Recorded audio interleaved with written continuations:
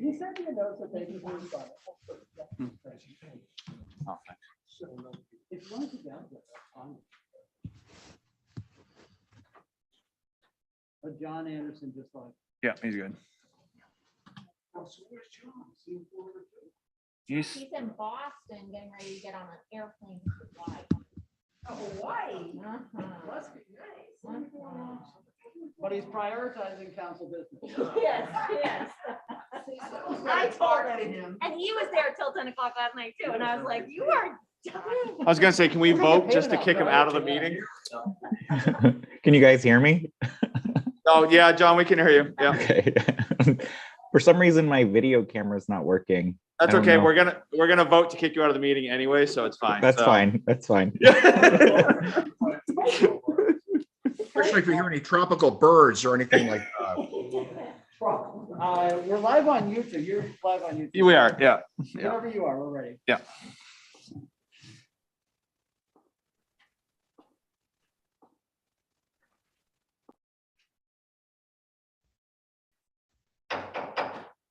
Good evening, everybody. Welcome.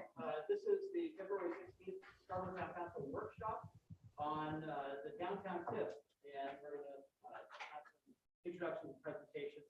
Call this meeting to order. I'm going to show that all of our town councils are present. We have Councilor Anderson and Hamel joining us remotely. Thank you guys for making time for this discussion. With that, I know that the Finance Committee has done a lot of work on the downtown tip and working with staff to come up with a proposal for some amendments. Paul, I don't know if you want to lead this off and then we can pass it to staff. And is Shauna joining us this evening? No, Amanda's here. Amanda, okay. Great. Yeah, hey, John, can you turn your mic on? Because Don can't. There you go. Okay, Yeah. I'll call this meeting to order again. All Thank councils you. are present. And we're talking about the downtown TIF. It's a town council workshop. This is February 16th. And Councilor Johnson is going to help us lead into it. Sure. Well, I'll give a brief history lesson because I think it's worth it. So for way of background, the Finance Committee has been working on the TIF discussion for about 3 months. The discussion is actually centered around 2 different TIF districts, and those TIF districts would be Higas Parkway TIF district and also the district in the omnibus downtown area. So if you're watching at home or you're in the audience, it's important that we're not talking about necessarily the downs development, so to speak. We're talking about the entire defined acreage of the downtown, which runs from the downs all the way through the building we're sitting in, all the way in encapsulates Oak Hill as well. What a TIF district is, this is not a discussion on a credit enhancement agreement or a CEA. A TIF district is a mechanism in which towns are able to take certain areas like we have in this large parcel in Scarborough, and we essentially are able to freeze the value of that parcel. And as the value of that parcel increases and increases and increases and increases, we are able to actually take that and essentially shelter it, for a better term, we're shelter it from the state about valuation formula and from our county tax. And so what that allows us to do is it essentially allows us to take all of the taxes we collect from that district and we can put it in a separate fund, and it actually gets taxed less by the other entities around us. Some also consequences of doing this is it's possible that it helps us stay within getting more aid for education at the state level. And for those of you that follow along in town politics, we have gotten very little state aid in years past, and this is an opportunity to essentially freeze our value according to the state, keep the tax dollars coming in, keep a revenue stream coming in for general purpose education aid, and also shelter from county tax. So this is really just a mechanism to say, hey, how can we put more tax dollars to work for us without it giving it away to other entities? So the proposal is, sorry, that was long-winded, but the proposal on the table is essentially right now, whenever you do have a credit enhancement agreement, as we do with the developers of the Downs, that 40% of that is getting captured and going straight to the developers of the Downs. For the town, only 3% is getting captured. And so what we're trying to do is we're going to up that capture rate, and that way more tax dollars are sheltered by us for us to use. And the exercises that we have used in the last few months is essentially saying, are there current items in our budget in the immediate future, by immediate future, I say 1 to 5 years, that we can actually just fund and actually see a direct relief from our general fund. And it turns out there are. And the biggest one being essentially we can cover a lot of the debt service on the public safety building with shelter tax dollars. And so this is a move that will help us in our financial health. It is not giving the money to anybody. In fact, it's quite the opposite. It's actually sheltering the money from other entities. So the finance recommendation is going to be to capture 100% of the new value, the new taxes that are captured in the downtown district, which again means the downs all the way to Oak Hill. And we're going to capture all that. We want to keep all of that. And then we're going to spend it on the public safety building and other things. If and when there's an opportunity where there's too much money coming in, then we have the opportunity to scale back that percentage at a later time. But right now, what the finance committee has come to the conclusion of is essentially we can spend all the money right now. We can spend all the money in the near future. So that's what we're proposing to do. Let's shelter this money and spend it all on things that we need to spend it on anyways. So there was no visual aid there, so I apologize, but I hope that makes a little bit of sense, and I'll kick it back to you. So, Tom, you said that Amanda is here to help in. I know that there's I don't know, 70-page legal document that goes along with this filing. I'm not looking to go through it in detail, but maybe you could step us through the process of to amend our Tif district, right? What's the process? What do we have to do, and what are some of the regulations around it? Sure. So to amend the Tif district, we basically will hear from the town that you want to do an amendment. And with the Tif, when it was established, there was a development program that was drafted. It laid out all those terms of how much you were going to capture, what you were going to spend that money on. That was sent to the state and approved. So we have to do an amended development program. So it's not a full application like the last time. We discussed what the changes are going to be. In this case, that change is the percentage you're going to capture from 3% to 100%. And you added some project costs. Like Councilor Johnson said, there's a lot of things that you can spend money on now. You got to put those in there in order to use the funds for those. So we added some project costs and change that capture. So it's a much smaller application. It has to be approved by all of you. And then it'll go to the state for them to approve that amendment. They are just looking to make sure that the amendment meets the statutory requirements. They're not making a decision on if they think this is a good project or not. They're just making sure we checked all the boxes, meets the statutory requirements, and then we'll get the seal of approval from them. Once we do, you can start doing what that development program says. When do you think approval, assuming that this passes at our next meeting in March, when do you think approval would come? In time for this year's budget? Yes, it will come in time for this year's budget. The way that TIFs are required to be sent to the state. So they're reviewed in the month of March, and the value that they're looking at is that April 1 from the previous year. So then once it's approved, it can be started in the most current fiscal year.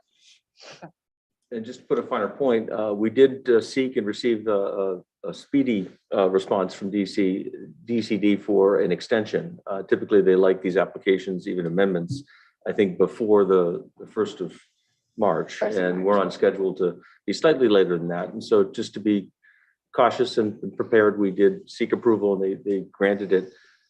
Tina Mullins at DCD has been very responsive. So I expect, frankly, based on past experience, within a couple of weeks of us submitting documents that we should hear back.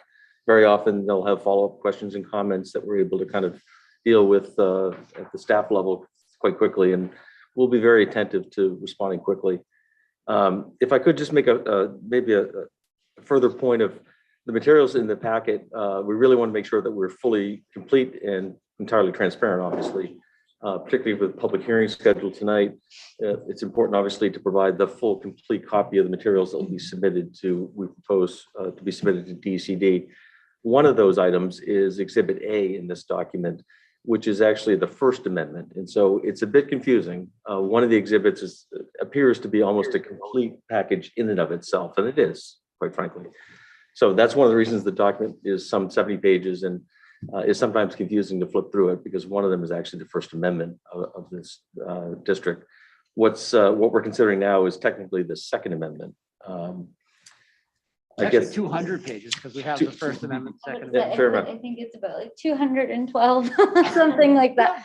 So the state does like to see basically the history. So that's why that's in there. It's a double check for them that everything is still matching up and that, you know, their records are complete as well. So unless the amendment would be like restating the full development program, you know, like a full overhaul, we include that original program and that First Amendment just to ensure that they have every piece on file. So I apologize how long it is. Okay. I'm sorry. So that's in the meeting packet. The packet for the workshop is a condensed version. Yeah, I just gave you the first few pages, which provide kind of a summary overview. These are actually the first few pages of the application. Yes. Just for brevity, for the workshop purposes. But again, as Chair Clucci mentioned, the full complete application is in as part of the regular meeting materials on the public hearing. Councilor Johnson, you want to say something else? Yeah, I just want to flush out a little bit. Again, there's a lot of history of the finance committee here. And since we have an audience, and I'm assuming some people are at home watching, one of the things the finance committee did, which I think is important to demonstrate for the public, is we essentially went in and we modeled the current budget we're operating under. So that would be the budget that was approved by the voters that is currently happening right now. And we modeled that and said, hey, what if we did this a year ago, right? What would have happened if we would have done this a year ago? And so essentially the net effect of what we're looking at is a savings here. You can see right here in the bottom line here is, I don't want to quote the wrong one, but I think it's the 660, correct? Because that's the 100% capture rate. Mhm. So that would have been essentially a $660,000 savings in this budget that we're working on that last year that we're operating under. So the idea is, and it's important to note, this is actually based off very little value that's been created. And so as we ramp into a time period where the most valuation is going to be created, probably within the next 1 to 5 years, then we actually are going to have to capture more and more of this. And hopefully we see, or we can say relatively confidently, this is going to have a positive impact to our bottom line. So I think it's important, if you haven't necessarily checked this out online, this is our current budget under all of the assumptions we're about to change. If we would have done this last year, this is what would have happened. And it's an exercise that staff was this is one of the reasons why it took 3 months, is because we asked for a lot of material like this to enable all of us to understand it more. But I think it's worth looking at if you have a minute. So.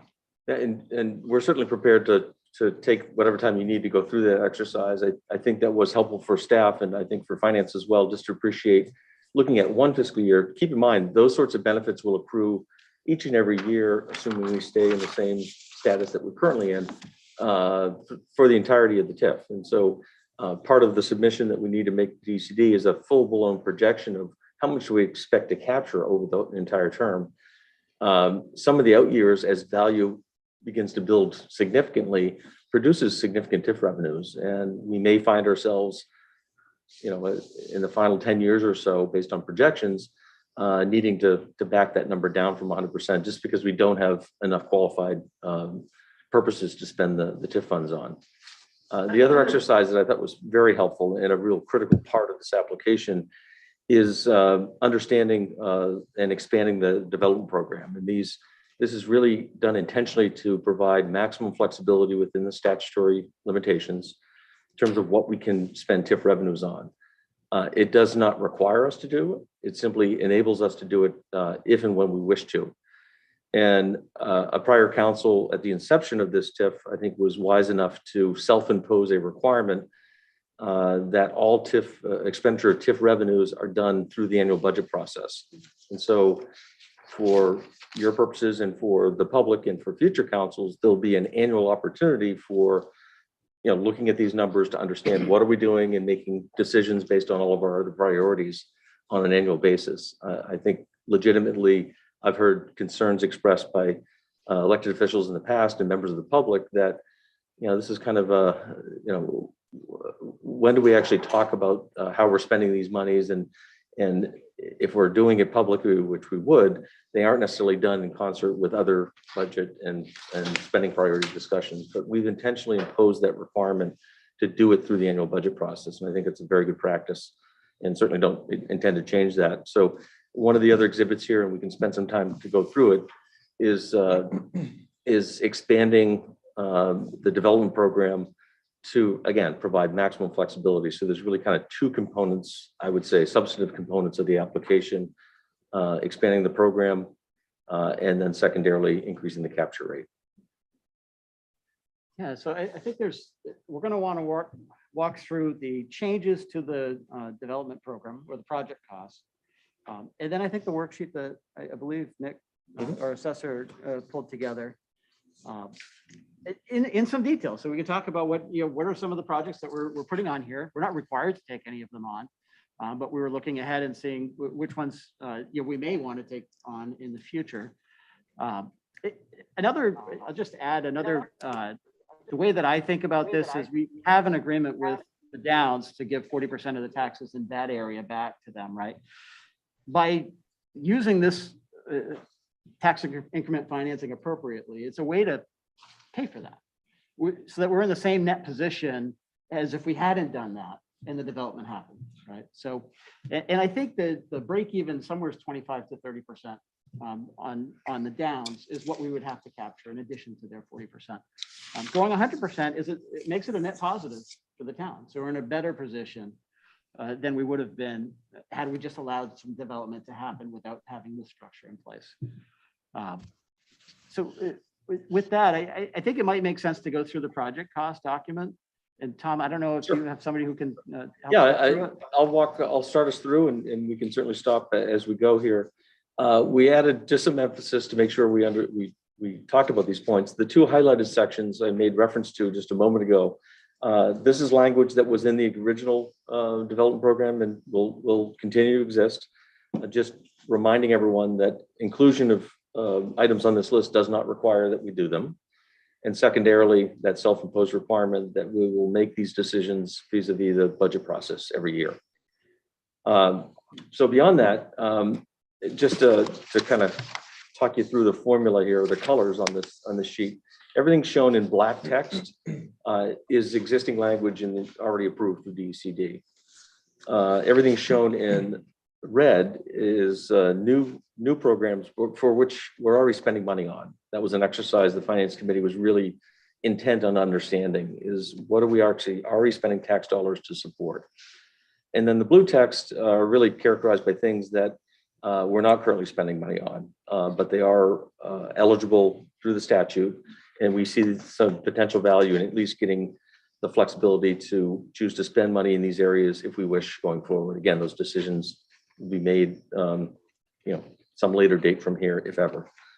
So we'll just talk about the broad categories. You'll notice this table set up very intentionally to comply with the needs of DECD. They do require us to fully flesh out and describe what the item is so they can check it for statutory compliance. They do ask us to produce a cost estimate over the term. I will freely admit we've done our best to estimate those numbers, and there's rationale to support them, but we're not held to them. But I think just order of magnitude they're looking for. And they do look for statutory citation. So again, to ease their review and compliance check, if you will.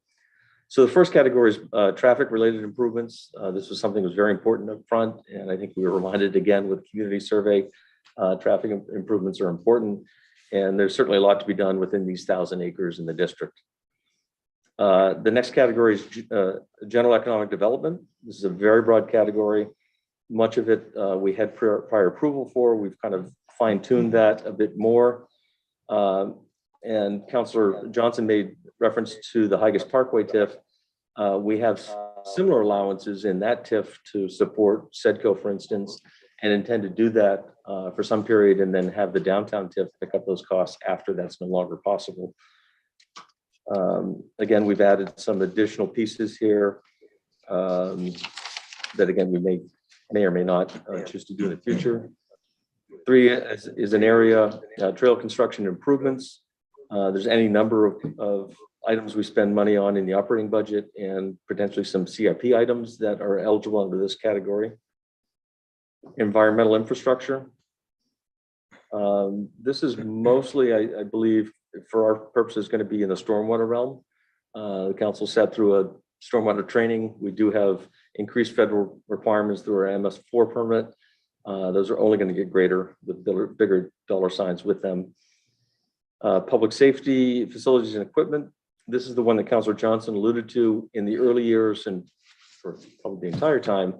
This will likely consume a fair amount of the TIF revenues. We have determined that we can cover as much as 50% of the debt service costs for the new public safety building. It is obviously located right in the heart of this district.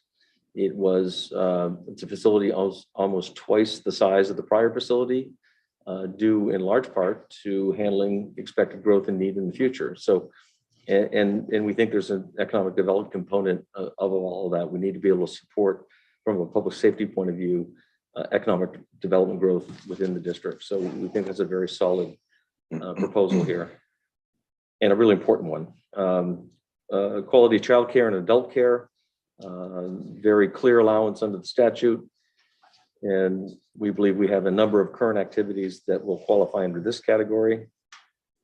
Wireless internet.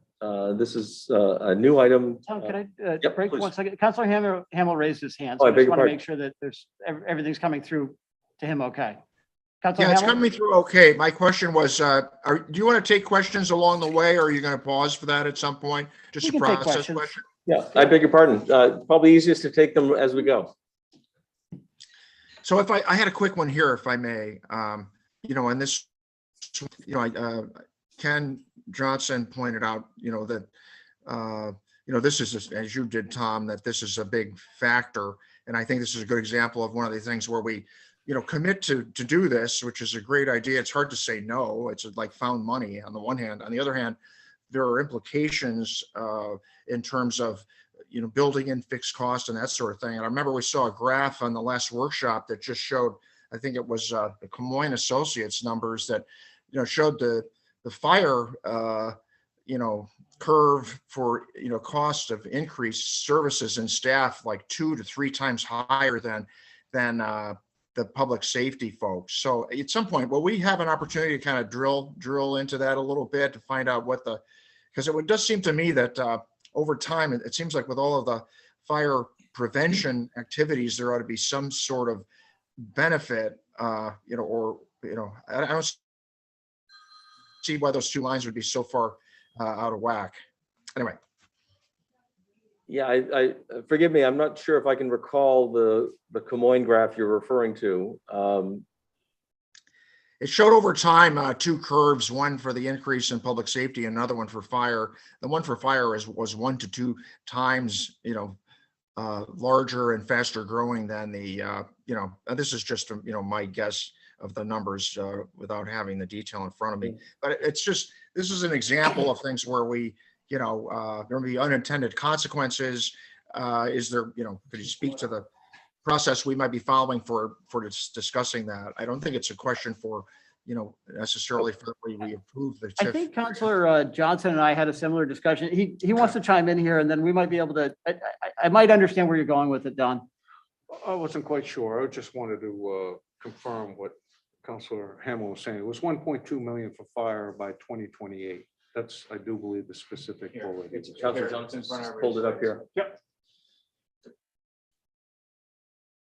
So your point is that if we're sheltering this value and the cost to serve in the downs is going up, who's paying for it? Right? Yep. And I think that's what it was. yeah, I can take a first stab at this if anybody wants to kind of help. So as a town, we're going to come up with our overall budget, right? And that's going to include what it costs to serve the downs, including the rest of the town. A portion of, well, and then we're going to use that to determine how much we need to spend and collect from our taxpayers, right? The other piece of the equation that impacts what we collect from the taxpayers is the revenue that comes in. And a lot of this shelter benefit happens in the form of revenue The county tax is a reduced expense, but the revenue sharing from the state and the school purpose aid from the state, those are revenue sources for us. So while you're going to have our expenses going up, you're going to have additional revenue streams coming in from the state to help offset those. To the extent that you're capturing too much, right? So that you don't have enough left over here that you have to increase your taxes. You have to watch out for that. I think that's fair. I don't think we're in that position because right now, all of the expenses are going to go to the public safety building, which we already signed up for, we already built. There may come a time, and it's probably in the 5-10 year horizon where we need to look at that and make sure that we're allowing some of those funds to support the general fund because we don't have a way to use them otherwise. I don't know if that's the best explanation. I think it's fair. Yeah, I think it's really about using the tax shift.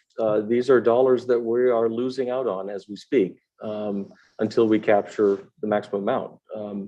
It's as simple in my mind as saying that every dollar that we don't capture that simply flows to our general fund is $1. Every new tax dollar that we capture as a TIF revenue and shelter it is $1.58. It's really that simple.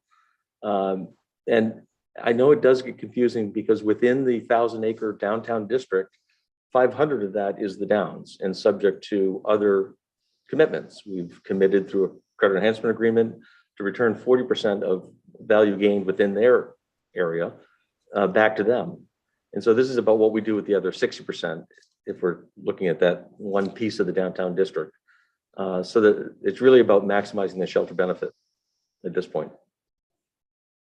Did that touch on it, Don? Yeah, I think it's a good explanation. And I think this is just illustrates the challenge before us is that we're kind of like, it's hard to say no to accept more money to be able to spend for various things, but it also is a function of, we will be incurring other things, other costs and other headcount. Now, we may have been incurring these anyway without the revisions to the TIF and being able to take advantage of more funding, but it doesn't help us get at some of the underlying issues about, how carefully are we planning capital and how carefully are we taking a look at debt, and are those things that, could continue to grow really quickly and create ultimately a very big burden for us financially, even though we are getting more money to pay for them because of this TIF amendment.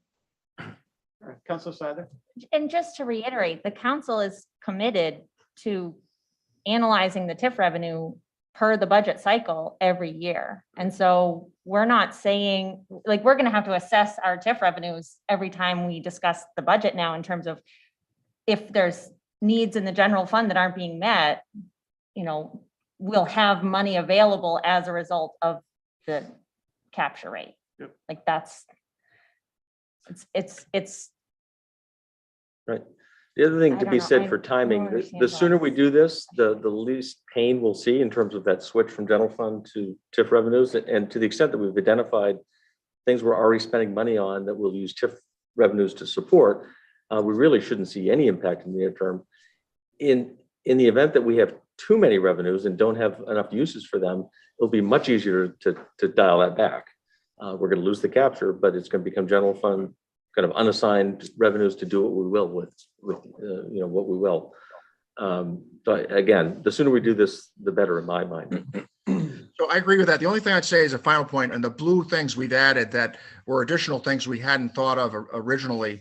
Does it make sense for us to sit on those for a period of time to really give it more thought and have a better handle on what those costs may be, rather than doing it now and guaranteeing that we are going to be using it for those purposes? Would it make sense for us So to that, I want to stop you there, Don. later, So just because we're putting a project on this schedule does not guarantee that we're going to take it on. There's no requirement there. It's simply a placeholder that we might want to take it on in the future.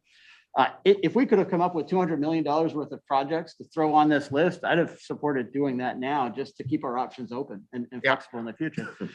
These are things that we, there's a decent likelihood, but we're not usurping the budget process. So if you want to take on, like, we haven't gotten into the community center yet, but if you want to take that on, you still have to put it in the budget, go to the voters and get all the same approvals that you would need otherwise, in addition to, utilizing it from TIF revenues.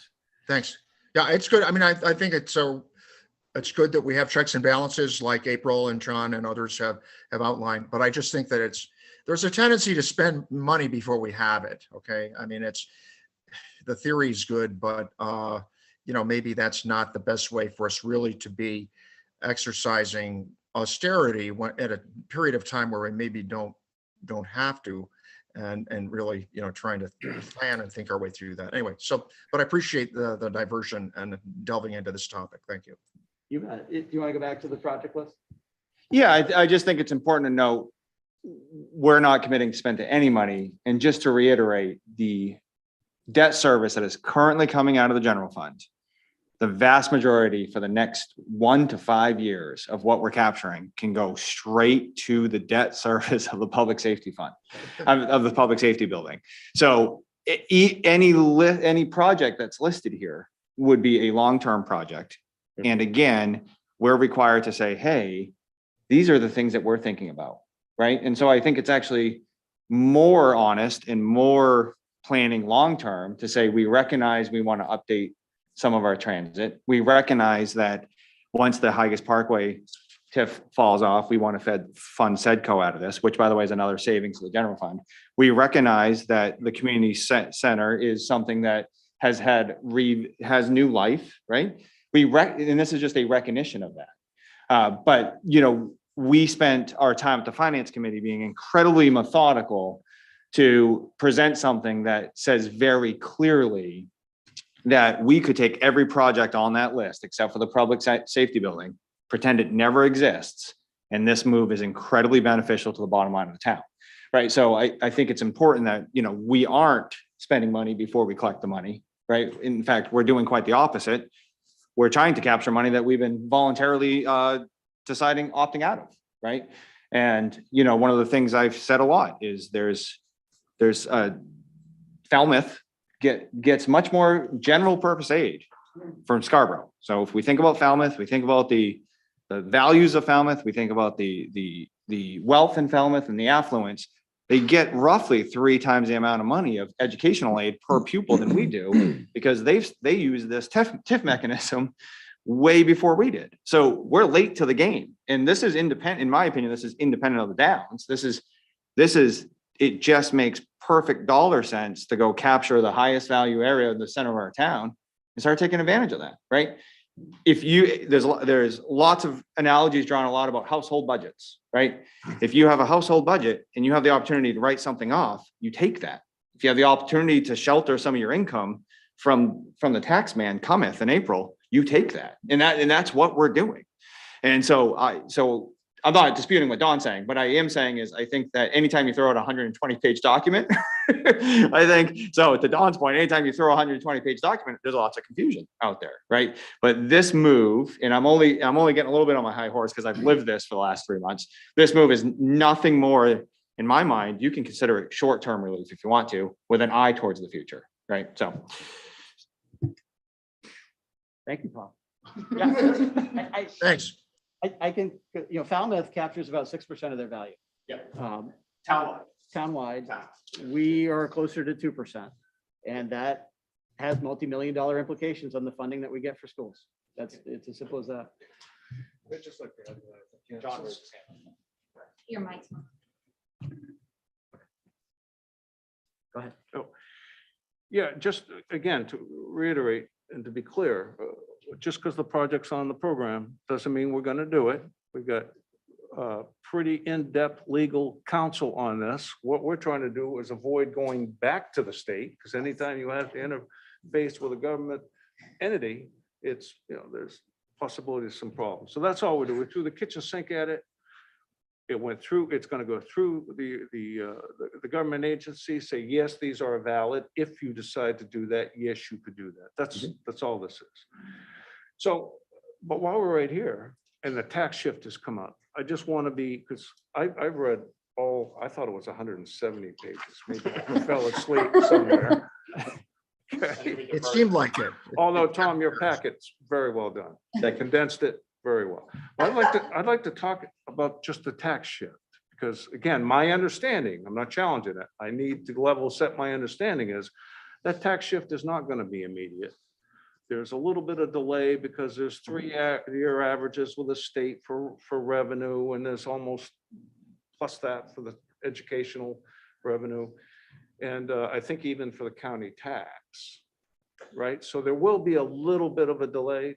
Yes. Do we understand, is it a 2-year delay or is it a 3-year delay? That's just before we get the additional revenue that because we're sheltering, we can still use the funds to offset everything in the general fund with no impact. That's true. There is a lag, and I think Nick can speak to it best. I believe that lag, you actually can catch up at the back end to Yeah, so compensate for it. So- if you want to look at the packet, the page after this one, Did I derail you? I hope I did. No, I'm sorry, I was just trying to. Yes, you did, but it's a good derailment. No, it's good. I mean, I derailed. That's. We're free flowing. All right, Rich, Yeah, we're gonna get back to everything, but I think Okay. this is. hold on, let me get that up. I just got. And John, just so you know, I saw you had your hand up and we're gonna take this diversion and I'll get back to you, okay? Didn't derail you, just a diversion. Exactly. Tomato, tomato. Hold on, here we go. Which, Nick, is it the? Keep the going. page after the one with colors, Like way down the bottom. Next page. Oh, Yeah, it's at the in end. the packet.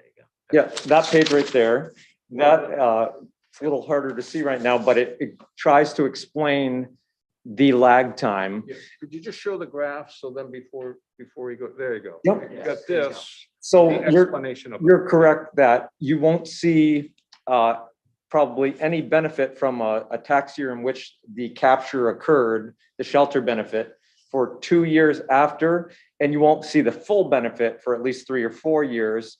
And that tries to explain it. So if we had captured 100% for this past, the current year we're in, for the April 1st tax assessment date, we wouldn't have seen the full benefit for the 4th year, so 3 years from now. And you see a partial benefit a year before that. Nick, can you walk us through what the process is? So what's the state valuation? How is it different than your municipal valuation? Sure. So they call it the equalized state valuation for a reason. It's the taxable value that we get at commitment time from the assessor's office is all that data is sent to the state for our audit annually. And if they determine by sales ratios, if we're below our assessments are below market value, they equalize that up to 100% for the sales ratio. So say if a town's at 80% of value, they bring it up the extra percentage to get to 100%. But then another step that's taken at that state valuation process is they exclude any captured value.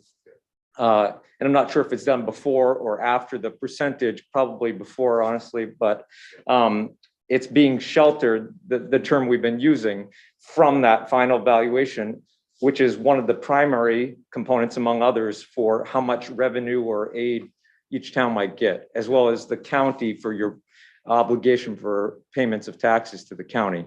That number is used.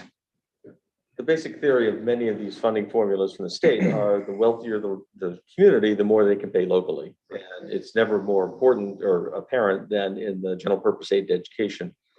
And just think back to Scarborough's experience. Before we did the reval, we were hovering in the 70% range for ratio between assessed value and sales. And that's true, all over the state. There's all sorts of variations. So because we're all thrown into this formula, we need to be equalized so everyone is kind of being properly reflected in that formula. Yeah.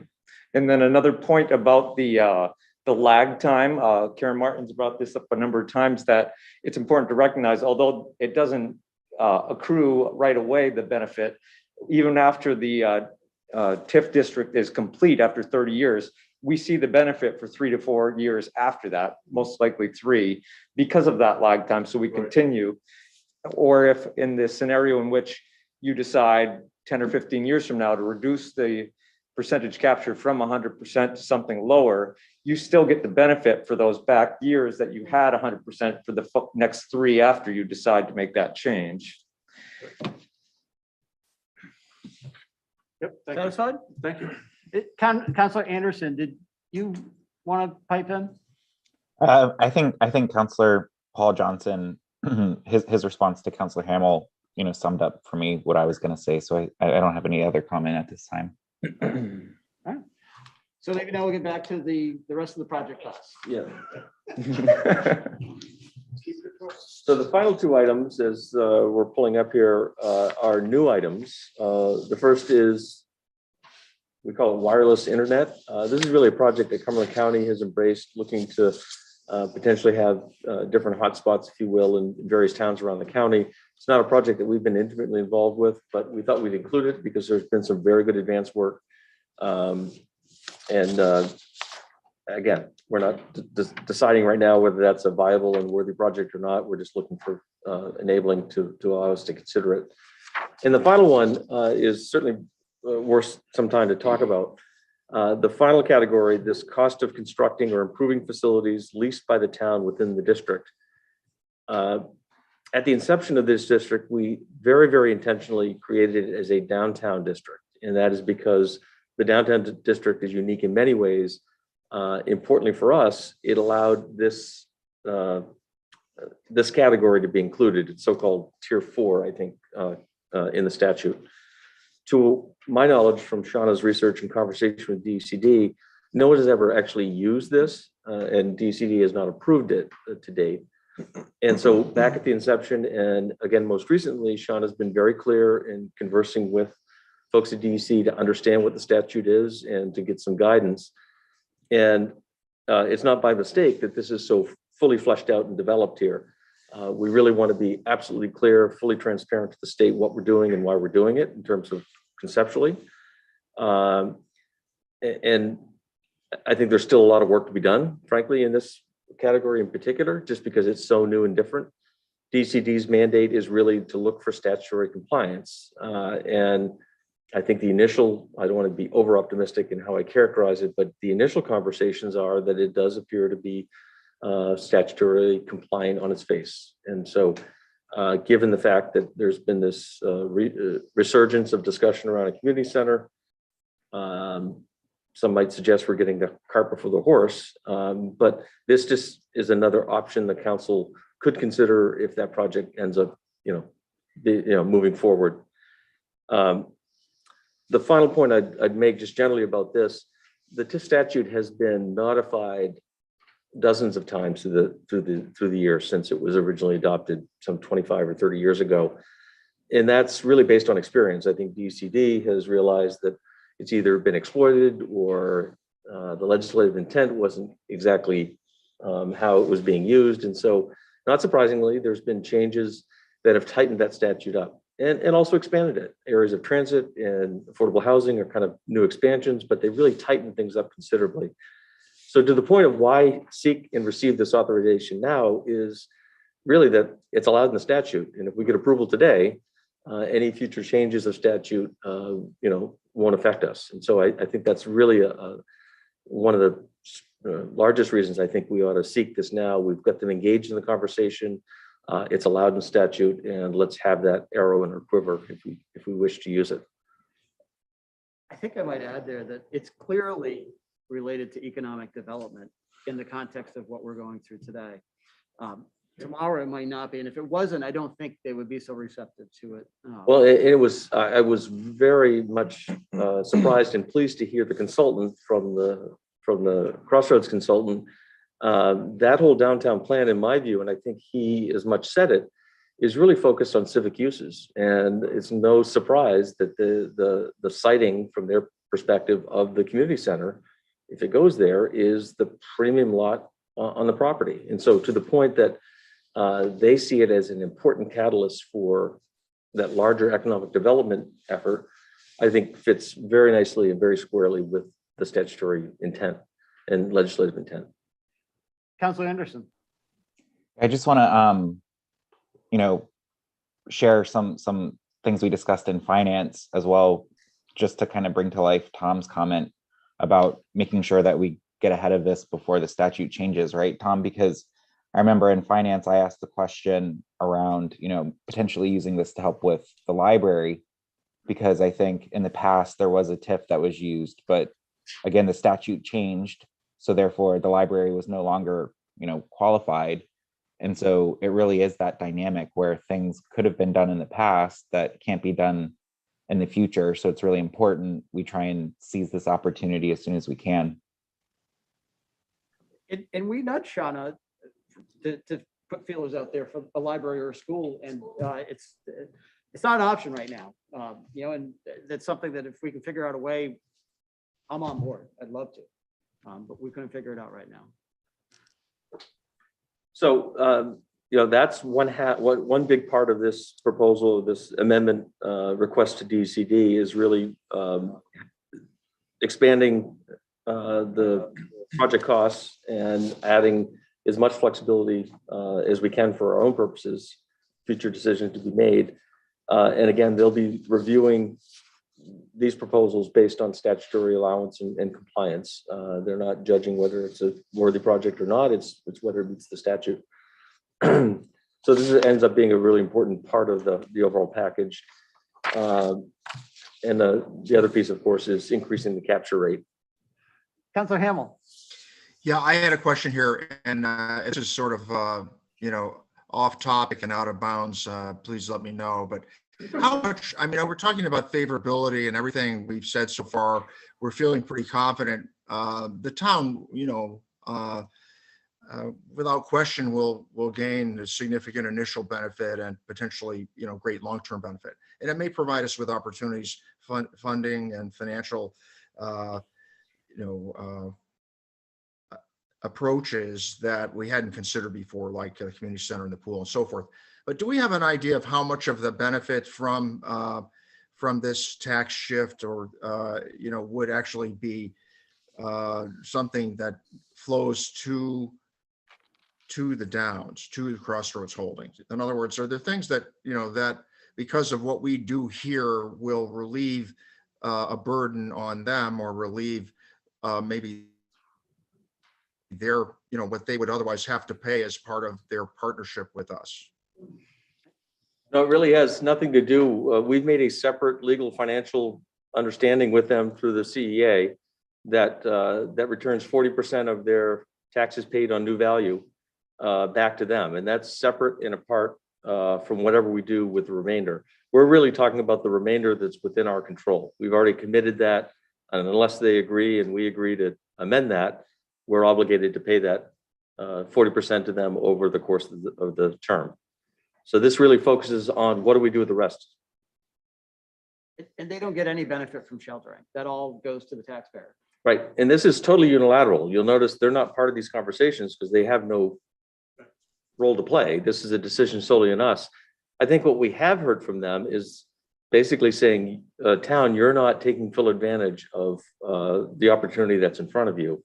I think they might like to claim credit for it somehow because they're a major value creator. So they may try to claim some credit, but there's certainly no tangible benefit that accrues to them through this decision. It's solely to our benefit. How about relieving them of other impact fees they would be required to pay otherwise, Nope. for example. So, I know we went back and forth on the TMP, that sort of thing. So is this again, not, I'm talking fish versus fowl here. So if I'm at, if I am, I'll stand corrected, but thanks. Yeah, apples and oranges. They're still obligated to pay all their impact fees, all development costs, whatever the planning board may require through the approval process. So none of that has any bearing on this decision whatsoever. Great. Thank you.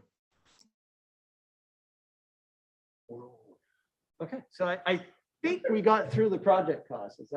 That was the last one. Would it be helpful to go through the tax shift analysis I think it in would. detail? Yeah. And I think that's next in the package. It is. right? It is.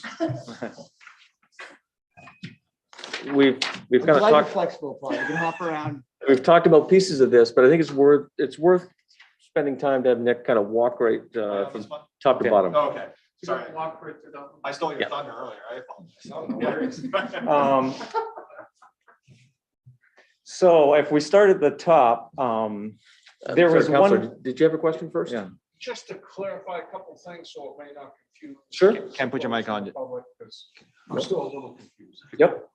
Just to clarify a few things, Nick. I'm staying right where you're at, the very first section, Okay. okay, between the block print and the next block print, where Yep. you have the calculations. I was just wondering what those factors meant. I think everybody understands that the Downs gets, just like town manager just mentioned, gets 40% of the Mhm. taxes back. I was just wondering where the other factor came from. Yeah, so I wanted to point out that that slash after 40% of Downs revenues would more appropriately be stated as 40% of the Downs revenues, which is only a portion of the overall district acreage, is 35.5% of the total downtown Tif district.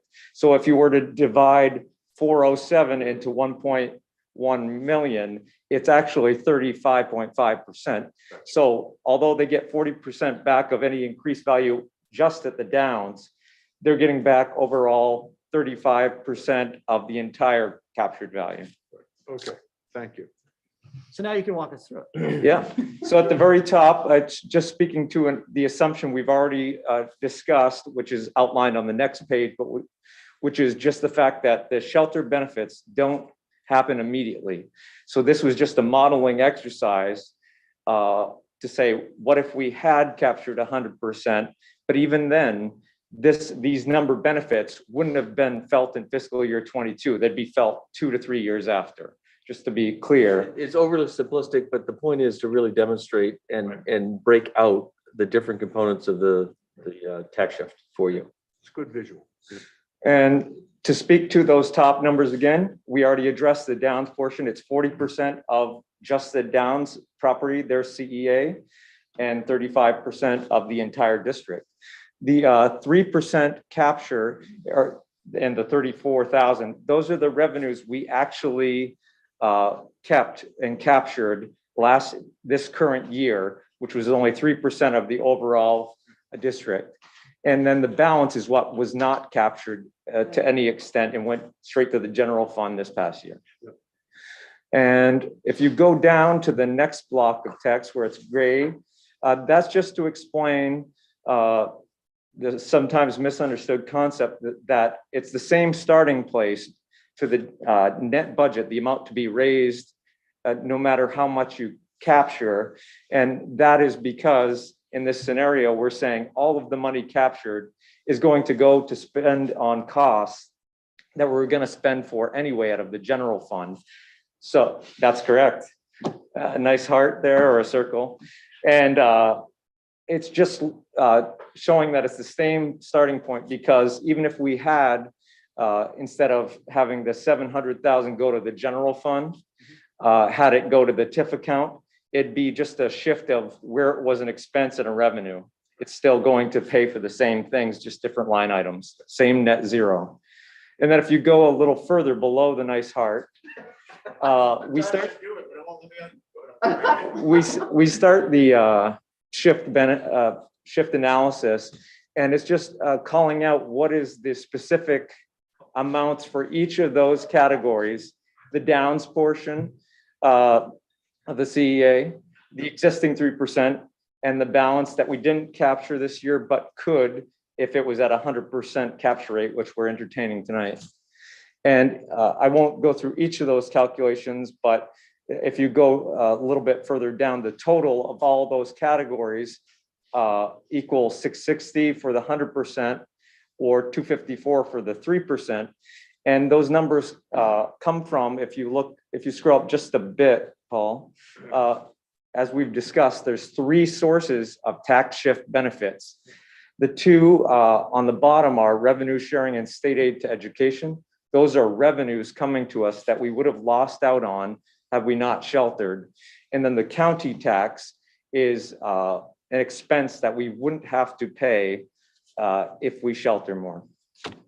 So those are just explaining the percentages, allocations for where we get the benefits. And if you scroll down further, it shows the takeaway, if you will. of what the benefit is to the tax rate and a taxpayer with a $400,000 property. So you see the net budget, the amount to be raised from taxpayers was in this scenario 72.7 million. But with the shift benefit, we would have had more money coming from the state and a little bit less going to the county. Well, that would have gone down in the 100% scenario to more flat 72 million. So the tax rate, instead of 1502, it would have been 1488, almost a full percentage lower, reducing this taxpayer's property bill by $56 in just that 1 year. And these benefits, as we've discussed in future years out, would continually trend upwards. The benefit would increase the more value that is created in the downtown district. I think that's a great way to put it, Nick. So doing this is saving the typical owner of a $400,000 home $55 a year. And if you, That's not nothing. and you know, in a couple of years out, it might save them $100 a year, you know. Exactly. Yeah, and we fully expect that value will increase over time. You know, the Downs, for its part, has done projections at least in the next 3 or 5 years. And we do expect that that portion of the downtown district will be the generator. But certainly there'll be other activity that happens elsewhere in the district, in the, in the Oak Hill area of town. So some of those percentages are going to change over time. This scenario, again, I probably shouldn't go back to it because it's a confusing point, but that 35.5% is likely to change as the values generally in the district change over time, but probably trending in that similar direction, I suspect. Councilor Jones. Yeah, to the point though, we, in our workshop with the down when they were doing the town center display, I think we had that up once. Their projected value is at about 330 million by 2028. So if you take just the 0.039 to the county, right, you're saving saving an expense, right? Not getting it back, but anything you don't spend, you save. So Yeah, presuming that the tax shift benefit stays in that 57, 58%, that percentage of a bigger number is more savings. $55 is maybe hundreds.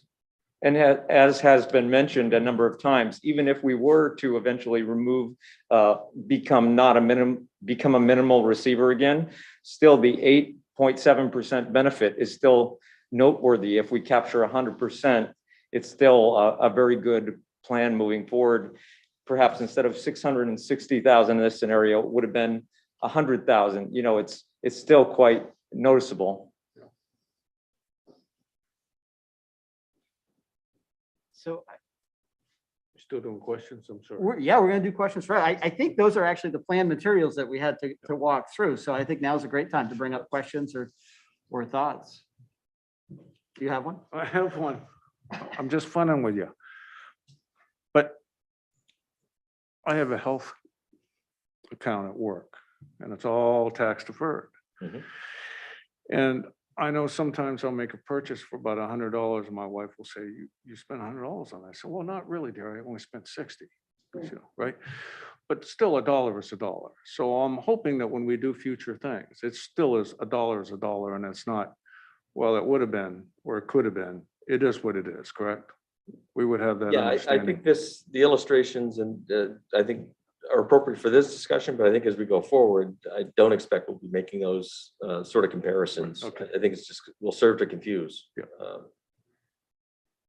It's one of your dollars. It's 60 cents from every other community in the state. Yeah. That's a way to think of it.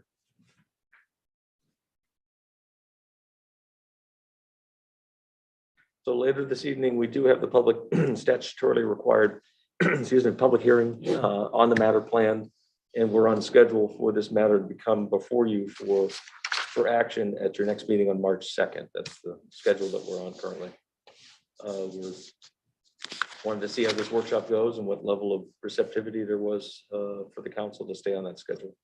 John, I you go. want, yeah, go ahead. I just want to make, again, because we're talking numbers, a lot of folks sometimes get confused. I am in that bucket. But just to recap, the program, we're putting out the program to the state, really to file it with the state and get approval for the state. We don't want to have to go back to the state if something comes up. So that's why it may look very robust. There is no plan. There is no intention. I don't know the terminology for it, but there's not plans to do everything on that program. It's just there to pick and choose. But on the other hand, if we go to 100% capture shelter, we as a council can change that at any time without involving the state. Is that correct? Yeah, you're at the maximum. So you can make that shift to the general fund. Just being conservative, I would always suggest an amendment when you change things.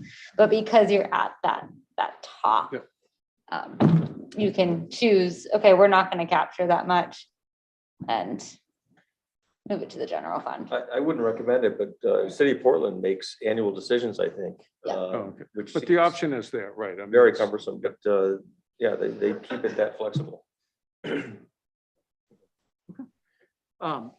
Anybody from the public? We have a couple of people. Oh, Don, sorry, Councilor Hamel.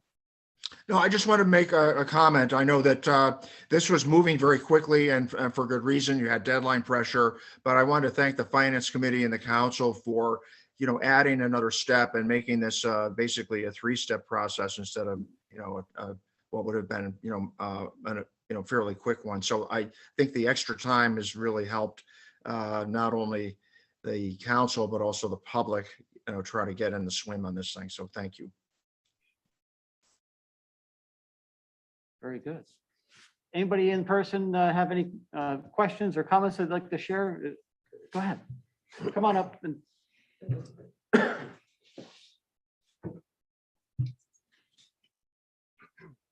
Hi, I'm Marvin Gates, 423 Black Point Road. Really appreciate the transparency you're providing, a great deal. My 2 questions are both the same, sort of. When I read this the first time, I saw going from 3% to 100%. And in my vernacular, that's like going 3 miles an hour to 100 miles an hour. So it got my attention. I suppose the question is only looking backwards, which is why 3% last year? And I'm not casting aspersions. I figure there's a reason and a good reason for that.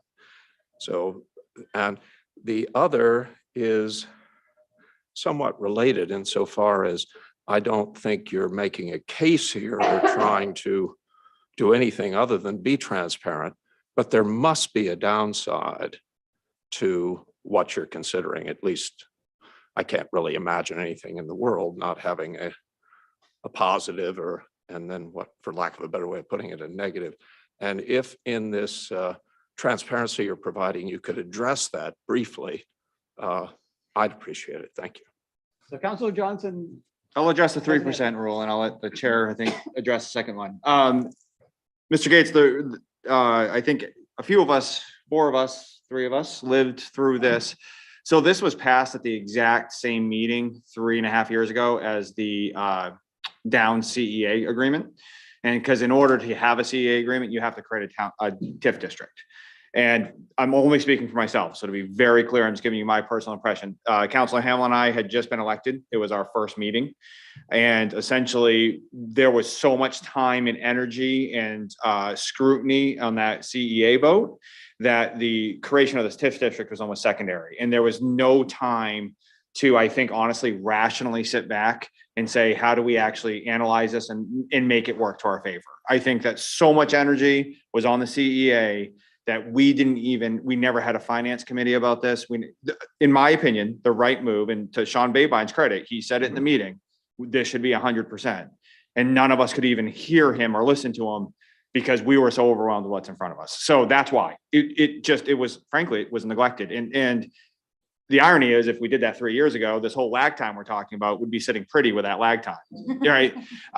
So that's why I welcome Dawn or Jean Marie to comment, but that was my experience. I'm only speaking from my experience, but that's why.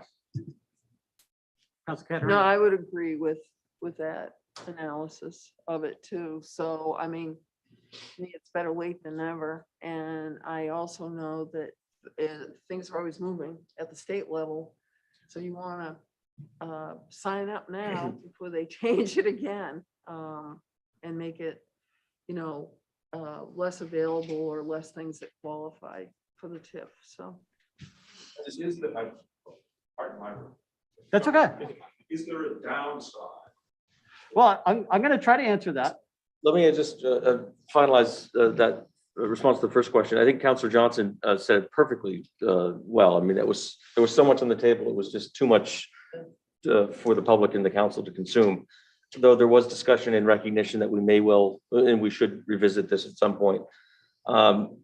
Although it was mentioned that if we did it then, the lag time, we'd kind of be, in a position now to reap the full benefits. I will say that there's two things that have happened just in the last year that really make this conversation even more poignant. One is we're actually producing significant value, so it starts to really mean something. And secondarily, we fell out of the minimal receiver status, which vaulted us from an 8% benefit to a 58% benefit. So we've lost some time, but now's the right time to have this conversation. And then you can certainly speak to. Tom hit it perfect. You got it? Okay, so anybody can help me out on this. Right? So I always like to look at risk. And with this one, there is some risk. So, but the risk is small relative to the benefits that we can realize. So the risk is that you go on autopilot and you have a council that you elect that doesn't pay attention to this account that's growing out of control, right? As long as you keep tabs on where that is every year, what's there and how it's being utilized, there's not a lot of risk because the council can act to change or pivot this at any time. So I don't see a big downside risk, but that's it. Is that, the way that our filing is worded, we can only expend these funds through the budget process. If we didn't have that clause in there, then there could be some, in other communities, discretion that we're delegating to the town manager that might be not proper for Scarborough. We're not doing that. So from my perspective, that's what I see as the risk, and I don't see it as all that big of one here. And maybe you can help. All I want to say is that sometimes it feels like this is a trick, or this is so exciting that we can do this. It was designed very specifically by the state to give municipalities one tool to support economic development. And so they designed this tax shift to say, this is great. We want you to invest in economic development. And whether that's infrastructure or, business development programs or a community center that could unlock the key to a downtown, that's why they're doing this. They want you to use this shift to invest in your community. And that's what it's there for. So it's not, it's not just a giveaway. It's to encourage investment and to say, economic development is important and you should do it in your community, and we want to help you do it. And this is the way that we can do it. There's not very many tools that municipalities have for economic development in the state of Maine. Lots of other states provide other tools, but this is practically the one and only. Yeah, and in fact, the system is set up to almost disincentivize you from building value because you lose money on the other end. And so this is, again, one of the only tools in the state that gives us the ability and actually incentivizes business development and value growth. Amanda? I'd like to also point out, even though it's a big, long document, especially this one, with a lot of legalese and a lot of process and procedure, it can always be changed. So if it's not working for the town of Scarborough, it can always be changed. So I think it's important, it looks like a contract, reads like a contract, feels like a contract, but it is not set in stone. It can always be changed. Councillor Johnson, and then come on up. Yeah, I just want to throw a plug in. On our website, under Stay Connected, if you do that drop down, there's a thing called projects. And you click into that projects, and there's a very nice area that our engagement and information person who does a tremendous job has set up a TIF section that's very easily read, very well structured. a ton of material, but at least you have the option to choose what material you want. So I'm going to be writing an article in the Leader. I'm going to point to that. So folks that really want to know about it, it's a great repository of information. Thank you for mentioning that. Thank you. Yes, ma'am, come on up.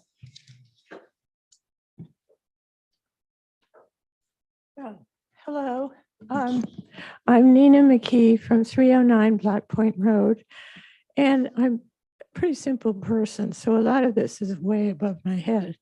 But I just want to, in summary, just ask 3 questions. And I think one of them was answered. Why now? Why now? And I gather it's because the CEA focus years ago was focused on that and not this. And then I wanted to ask, just simply, the benefits, straight out, the benefits to the town. And then I wonder what the benefits are to the Downs project. And I wonder how much the Downs project has had to do with now looking at this TIF amendment situation. I think I've been here before, and I think you know that I'm very skeptical of the Downs project. So I'm just wondering if, and I think it was mentioned that the Downs had said, oh, you should do this because you're going to be saving a lot of money. How much of this is involved with the Downs? That's all I wanted to know. And I thank you very much. Did you have a third question as well? Well, basically it was just why now, the benefits to the town and what are the benefits to the Downs? Okay. So I mean, I can say from my perspective, shortly after I was elected, I told every community in the state, and I don't have a relationship with the Downs, but you know, how they're utilizing TIF. And I shared it with the council. This has been a progression for a couple of years.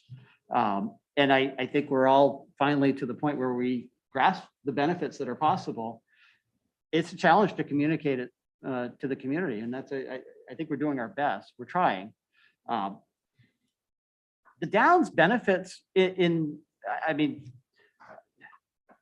they don't benefit directly, but some of these projects that we take on will help them be able to develop further or be more successful in what they're going to do, right? It should make their project more appealing to people.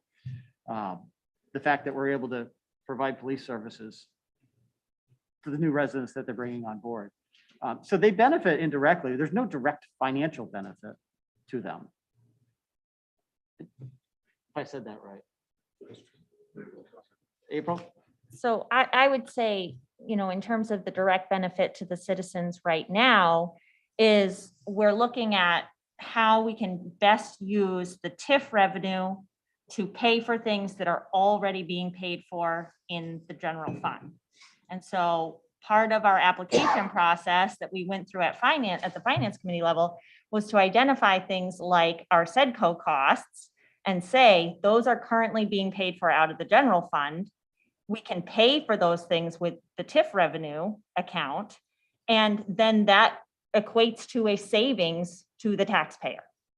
And so, you know, most simply put, I think probably the most direct benefit would be paying for things out of the general fund. And then the side part of that conversation is what Nick presented, which is that revenue sharing, you know, resulted in $56. The modeling that we did was $56 directly back in the taxpayer pocket. So that was kind of those two pieces. Councilor Johnson. So in relation to the Downs is in a, rightfully so, they're trying to convince you that the Downs is good for Scarborough. They're trying to convince us, they're trying to convince you. And that's a couple different fronts, right? You're a resident, so you're going to have a much different perspective on the Downs project than perhaps a policymaker, right? I'm a resident first, I'm also a policymaker, right? But the Downs is building a vibrant downtown area, right? Where you can go get coffee and you can go sit out. And now you don't care about that. And that's fair, right? And so they're also saving some room for a community center for us. And perhaps you don't care about that either. And then also the value they're creating helps the bottom line. So maybe you care about that. So when the Downs says these things, the Downs trying to sell their development to the residents, right? If you don't like the idea of a walkable downtown, then they're not going to sell you on that. If you don't like a community center, they're not going to sell you on that. And now that perhaps they're trying to sell you that your tax bill will be less affected. And I'm not going to claim the Downs is going to blow your property tax. That would be foolhardy. But when you hear that sort of stuff, that's them trying to build excitement around their project, which they should. It's their project. They should. To April's point, to me, this is completely independent of the Downs. This is 100% a way to add to the bottom line of the town and to at least help stabilize the tax rate. Again, I'm not going to suggest it makes anybody's taxes go down, but it stabilizes the tax rate. And a little known secret is Councilor Clucci, Chair Clucci, was an actuary in former life, and we're getting a big bang for our buck because he cost the town about $1,500, and he probably should cost a year, and he should probably cost the town about $400,000 to $500,000. And I'm saying that with a straight face. And so some of the stuff he brought on board is he drew some attention to this. He kind of passed the ball to me as the new finance chair and said, hey, this is definitely worth exploring. And I've been excited about it. And I've been excited about it not because of the Downs. I've been excited about it because this is actually some really good tangible benefits to just the monetary side of the taxpayer. So is this okay? Yeah, sure. Yeah. I mean, I don't know.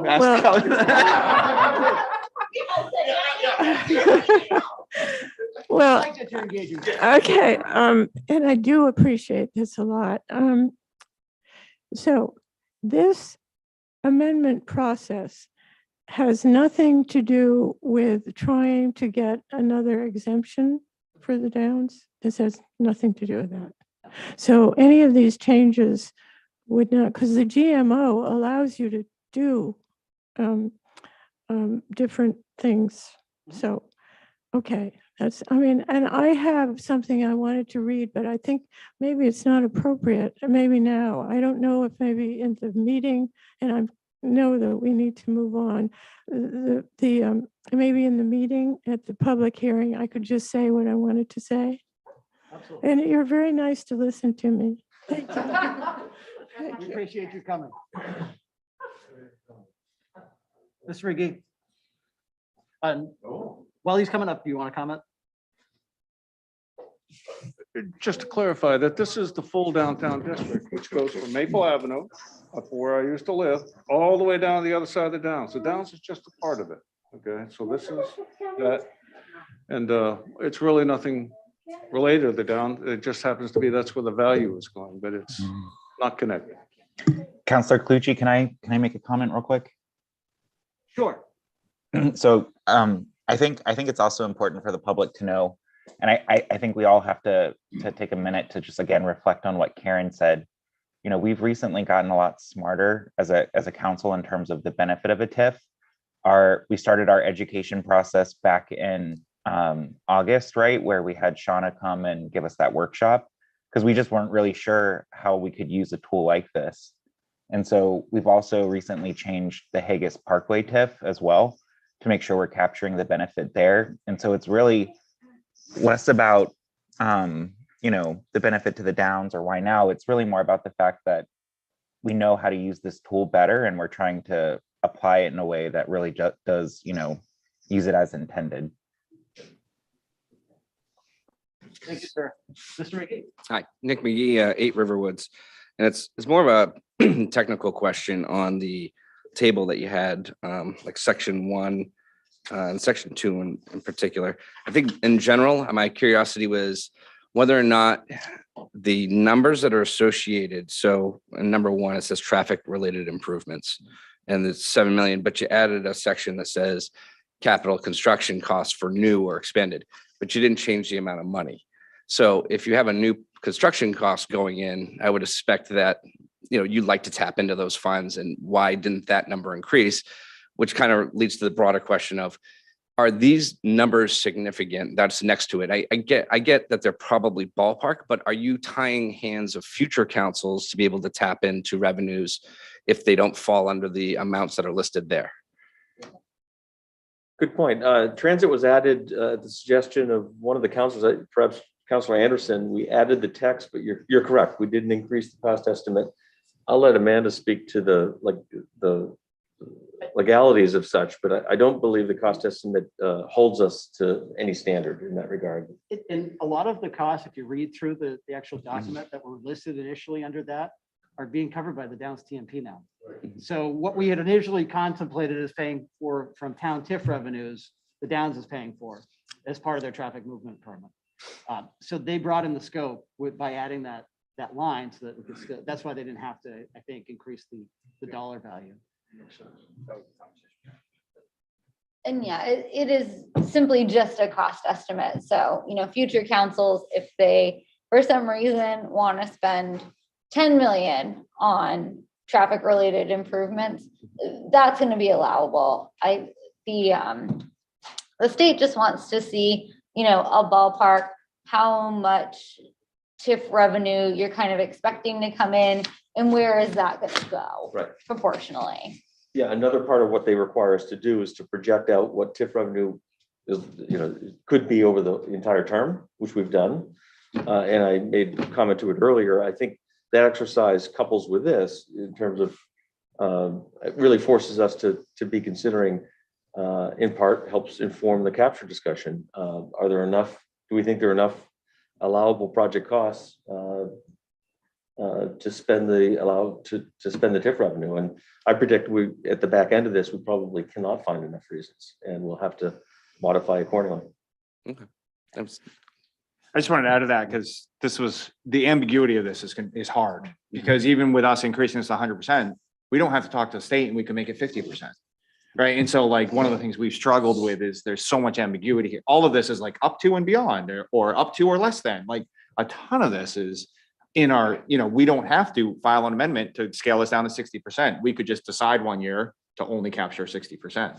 So it's one of the, I'm correct in saying that, correct? Yes. Okay, yeah. So to your point, we've struggled with the exact same thing with.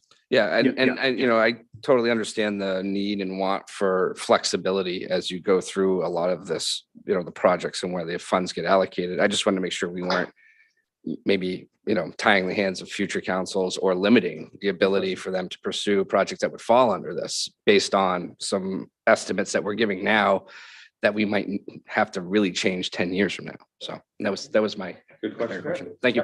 Thank you. Any other questions from the public? Is there anybody online? Okay, Ms. Bristol. Thank you for coming.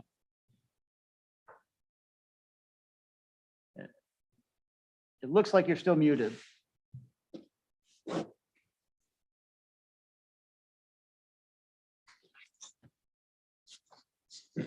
Allison, are you there? Okay. So we'll move on. We've got our regular scheduled meeting where we're going to have a public hearing on this very topic starting in 10 minutes. So I'll go ahead and adjourn this workshop. Thank you, everybody, for coming and participating. Appreciate it. Oh, Allison, do you want to try again?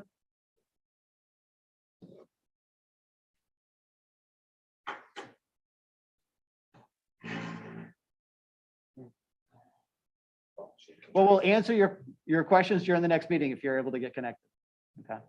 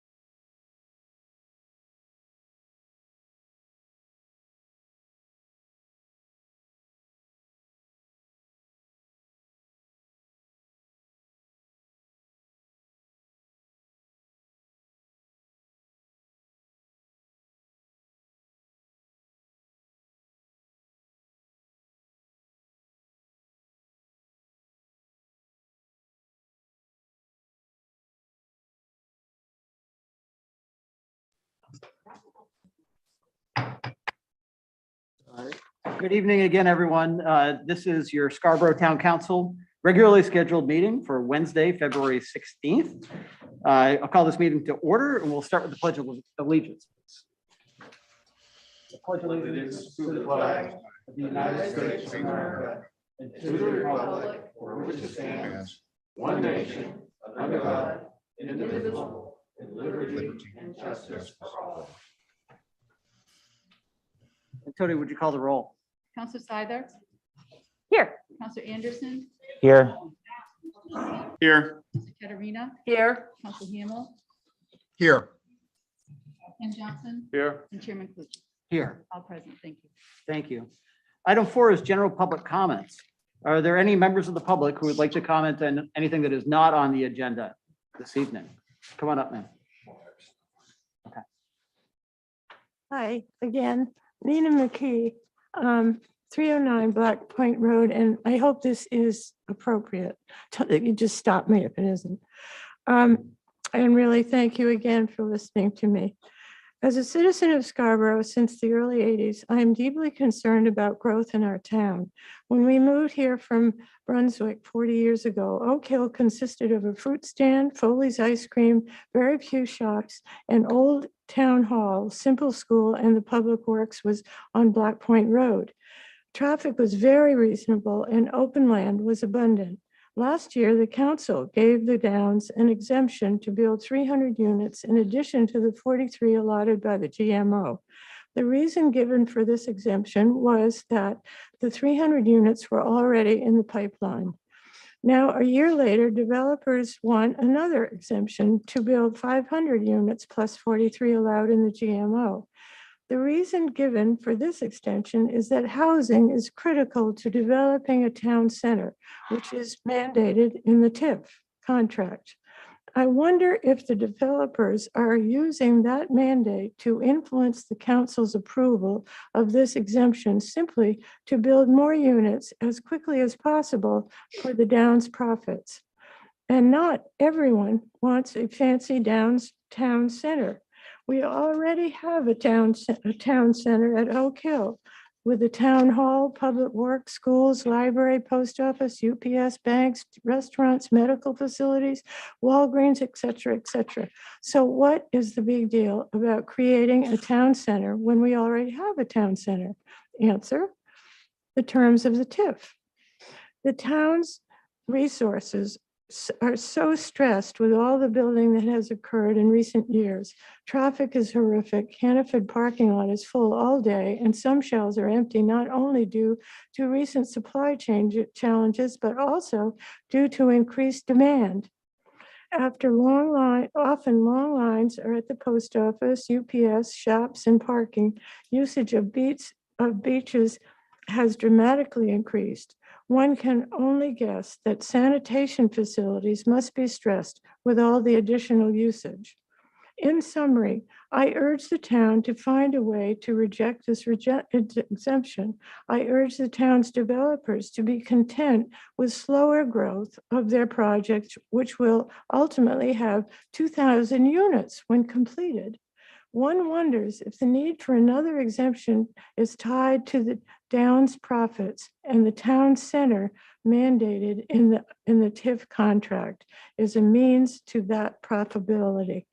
Please reject the request for another exemption. And I'm sure that I'm not going to have you reject it, but I had to express myself. I really do. I mean, it's sad. It's sad. And I know it looks like economic growth for the town and whoop-de-doo, but there's an awful lot that's being lost. A lot. It's really sad. So anyway, I thank you for your time and for listening to my views and to my concern. And you have a lot of challenges ahead of you, and to balance life and to balance progress, so-called, or economic development is really hard. But I hope to hell you keep an eye on the values. Thank you so much. Thank you, ma'am. Any counselor like to respond? Thank you for your comment. I'm not aware, and the town manager will correct me if I'm wrong, I'm not aware of any mandate in the TIF for a town center. Okay. There is no mandate. I look at it that the developer's going to build a town center anyway. So wouldn't it behoove all of us to be a little bit engaged, maybe influence what goes on in the town center? It is private land. They can do what they want. And I do believe their goal always was to build a town center, but we're not held by any statute or agreement. Just wanted to clear that point up. Okay? Thank you. So the exemption that we gave to the Downs last year was for 104 units, not 300. And it's not a surprise that they're requesting one now. We made some changes to the ordinance that put them at a pretty significant disadvantage. The way we used to count units under the old ordinance, if it was a small unit, a 1 or 2 bedroom, it would only count for a fraction of a unit. So we wanted to simplify things and say 1 unit's a unit, right? So that's what we did. So a unit's a unit, but the fact is they're building apartments. So they could build 44 houses, or they could continue developing apartments and condos, a mix of styles. We knew they wouldn't be able to do that without an exemption. That's why we put the clause in there. So it's a little unfair that we're saying they're looking for special treatment here. We made it impossible for them to do what they had planned to do without coming to us and asking for permission. That's the process that we're going through. And from my perspective, I very much want to make sure that we're looking out for the town's interest as we move forward with this. Okay, and I believe we have somebody online who has public comment as well. Mo Erickson. You are good to go.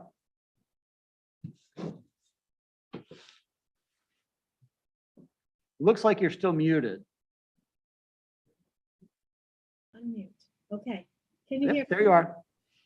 So my first Zoom that I actually did myself, so I'm very proud of myself.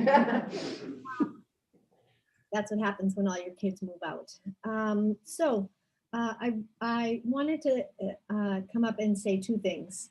First, I agree, unfortunately, with Ken, Mr. Johnson, when he says that they're going to do it anyway, because they are. The developers are going to build anyway. And so with that said, I will once again stand on my soapbox and say, I want a pool. And I don't want to, I think that we should really try to rig it so that we get a pool in our community center. And I don't want to have to pay for it. I want a free pool. I know that sounds like a lot, but it's not really. And I don't want to have to rent the pool from the developers in perpetuity. I think we should be able to, Scarborough should finally have their own community center pool. That's one thing. My other thing is I'm still going to badger the town about posting public access to all water places, wherever there's a water, a river, the ocean, the creek, wherever. I would like to see the town start posting public access so that it's plain and simple and clear for everybody that this is not private property. It is in fact public. And that's all I wanted to say. Thank you so much. Thank you, Ms. Erickson. Any other members of the public like to comment? We can't respond to that. Oh, I'm sorry. Yes. Mo, I agree with you. I want a free pool and public access as well. That's all I'm saying. But on serious, that's to the public access point. I think you have a great point. I think there's lots of places to get to the beaches and public waterways in our town that are hidden. They shouldn't be so hidden. So thank you for bringing that up. I actually want to go back to Mrs. McKee if I can for a second. I hope to hell I keep my values. Thank you for reminding us that that is part of this job. Very good. Can I move on now? Excellent. Next up is item 5, minutes from the February 2nd, 2022 Town Council meeting. Do I have a motion? So moved. Second. Any discussion? Tony, would you call the roll? Counselor Seither? Yes. Counselor Anderson? Yes. Counselor Paul Johnson? Yes. Counselor Katarina? Yes. Counselor Hamel? Yes. Counselor Ken Johnson? Yes. And Chairman Tucci? Yes. That's unanimous. Thank you. Thank you. Item 6 is adjustments to the agenda. Does anybody have any adjustments to the agenda? Seeing none, I signed the treasurer's warrants before the meeting this evening. And item 8 is the town manager's report. Tom? Thank you, Mr. Chairman. I just want to start off regarding COVID protocols. You've probably seen in local press, a lot of communities, businesses are kind of reevaluating where things are. I have decided at the beginning of this week that we're moving down to a face covering recommended policy for staff and visitors at public facilities. Prior to that, it was a requirement. Quite honestly, we did not vigorously enforce, though we had tremendous kind of voluntary compliance, I'll say. It looks as though I know our colleagues on the school side are having similar conversations. I think it's actually an item on their agenda tomorrow night. And it does look as though the Department of Education will likely provide some additional direction, probably after school vacation week. So I think, things are changing. We'll continue to monitor them, the environment carefully. But with case counts going down considerably, along with hospitalizations, we feel it's prudent to take that measure at this point.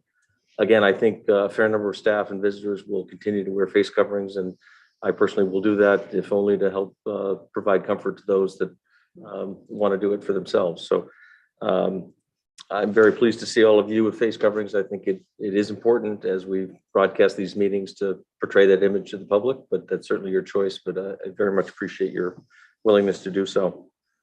A couple of housekeeping items. Tax bills did go out. You all get a special little favor in the mail over the last couple of days, and sure enough, tax revenue is starting to roll back in. So we'll provide some updates to Finance Committee when we get back together at the next meeting. I did want to make mention of a couple of recognitions that the town's received over the last week or so. The hub facility, this is the leased facility that Community Services is occupying, the former House of Lights facility on Payne Road, is a recipient of a Facility of Merit Award. This is done through the Maine Public Parks and Recreation Association and will be honored and recognized at their annual meeting March this spring. So very pleased that they did get some recognition by their peers. And there's a number of different categories. I'm not sure, in my view, there's probably 4 or 5 different categories that I think caused us to get that distinction.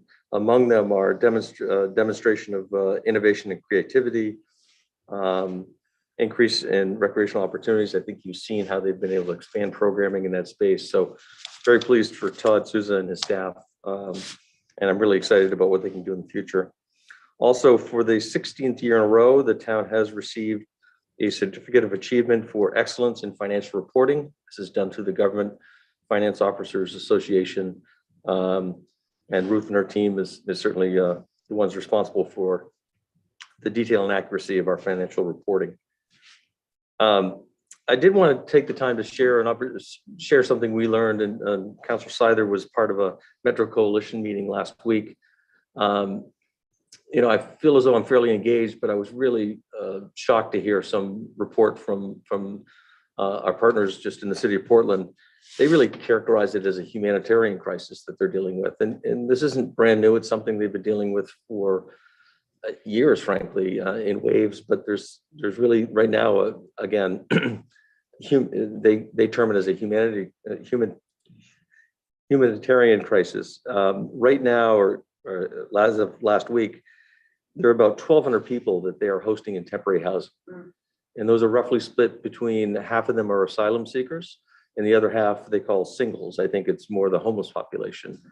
And so this is a chronic problem the city of Portland has faced for probably its entire history, being the service center where much of the social services are available and some of the only homeless shelters. They receive and have to deal with the brunt of this challenge for the entire region, if not the entire state. And so they brought these issues to the Metro Coalition. It's a good opportunity for us. These are the immediate communities surrounding Portland to appreciate the challenges they have. And there's huge financial components associated with this. As an aside, one of the challenges, and this is a matter of federal immigration law, I guess, those seeking asylum are not able to work for full 12 months. And so it ends up being a real strain. And it's not that they don't want to, it's that they can't.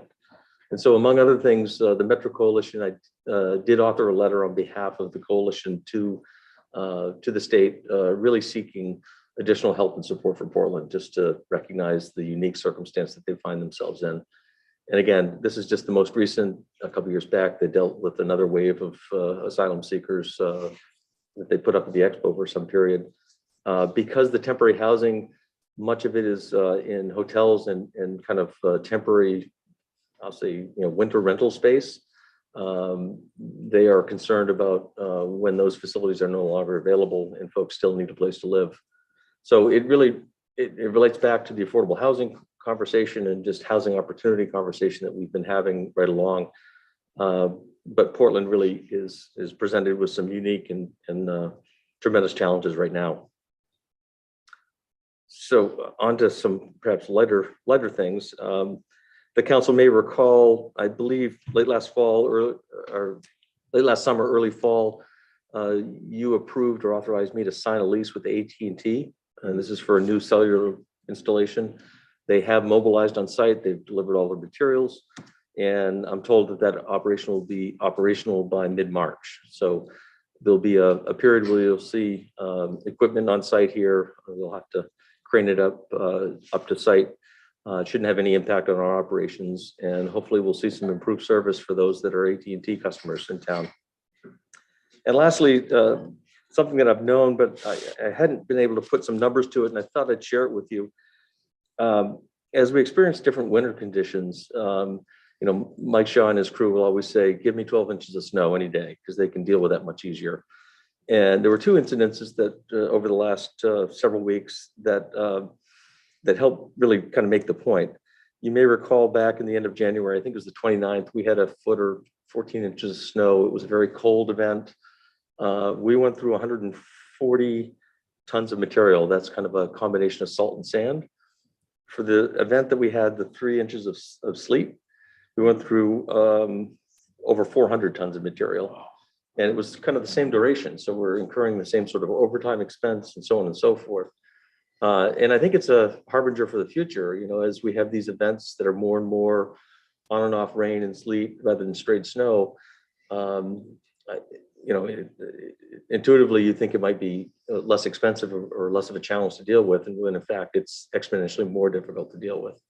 And I think being on the coast, it's always been an issue, but perhaps with climate change, we'll see that occurrence more and more. So those are the sorts of things that staff is trying to anticipate in the future and plan for. And I thought I'd just share that there's a decided difference depending on what kind of precipitation comes down. With that, I'm available for questions for you. Thank you, Tom. Mm-hmm. Any questions for the town manager? What a crazy storm, though. 3 inches of sleet. I never thought that would happen. Amazing job they did actually cleaning up after it. My front of my garage is still caked on. So. Yep. All right.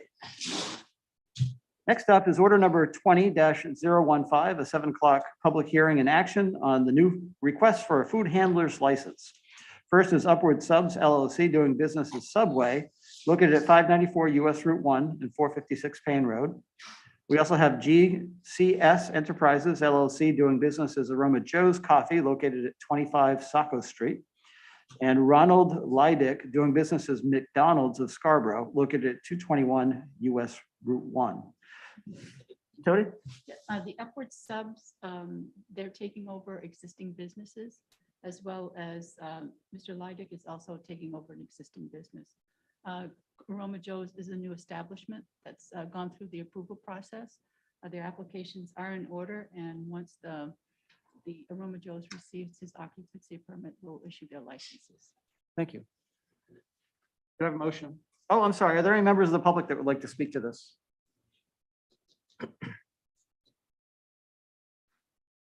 Seeing none. Do I have a motion? So moved. Second? Any discussion? Seeing none, would you call the vote? Counselor Seider, Yes. Counselor Anderson, Yes. Paul Johnson, Yes. Counselor Katarina, Yes. Counselor Hamel, Yes. Counselor Ken Johnson. Yes. And Chairman Clucci. Yes. That's unanimous. Thank you. Order number 22-016 is a 7 p.m. public hearing regarding council order approving second amendment to the Downtown Omnibus Municipal Development and Tax Increment Financing District and Development Program. Boy, is that a lot to say in one breath. Are there any members of the public that would like to speak to this item?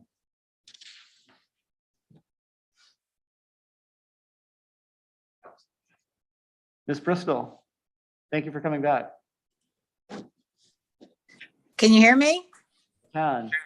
Hooray, thank you. Sorry, my Zoom was muted in my settings, so I'm sorry I couldn't contribute to the workshop. But first of all, thank you for the workshop. It was very enlightening, as is the 212 pages that are attachments to the workshop. I haven't read them all, but I went through them, and the piece that popped off the page to me was on the community center, that there is the caveat that the community center can only be paid for with TIF revenues if the facility is leased to the town from a private entity. And I think in 2020, when we were, I think, last having discussions about, a community center, it was brought to light that I think the estimate then to build for the, I think it was Edge Sports, the cost there was what the town's cost to lease was roughly around $50 million, where with building our own facility outright was 11. So, and that factored in the projected revenues from the facility, but it was, more than half of what it would be to spend on a lease agreement. So I appreciate the idea that the goal here is to throw in the kitchen sink and put everything in this second amendment that could possibly be. I do agree with Mr. Hall that we're putting the cart before the horse. And I don't think the community center really belongs here. Also wonder that if it is in the second amendment and, we get more specifics about, what a community center will be, where it'll be, that, because if it doesn't necessarily have to be in the Downs to be in a TIF, it could be in Oak Hill, I believe. And, but if through the second amendment, we're granting council the authority to allocate these dollars, and what does that mean in terms of the residents having a referendum vote on a community center? Is it just something that would be processed and approved through an annual budget if it was part of TIF? Or if it is, built and owned privately, then it becomes, a referendum vote and perhaps not in this second amendment. The one other thing I would like to add is that I can understand Ms. McKee's comment about the Downs exemptions. I did watch the workshop last week with great interest, and it really, I appreciate the work that was done to present, a conceptual rendering of what a town center would be like. But the way the conversation went, it really seemed to be more about getting the exemptions that they were looking for. And they made it perfectly clear that if they didn't get the exemptions, there would be no community center or a rec center. So I greatly appreciate the work that you've all done on this. And again, my recommendation, I believe, since we're putting the cart before the horse, would be to take the community center out of this second amendment. Thank you. Thank you, Ms. Bristol. Councilor Johnson would like to actually respond. I'm tempted to make a second amendment comment just because, but so just to be really clear, number one, the community center will never, ever, ever, ever, ever, ever happen without it going to referendum to the voters. Number two is, and I'm going to speak a little bit too much for the council, but I'm pretty confident in saying this. There is no temperature to lease a community center from the developers. What this was, to be very clear, we cannot with TIF revenue in a TIF district fund a community center on our own. It's not an allowed use.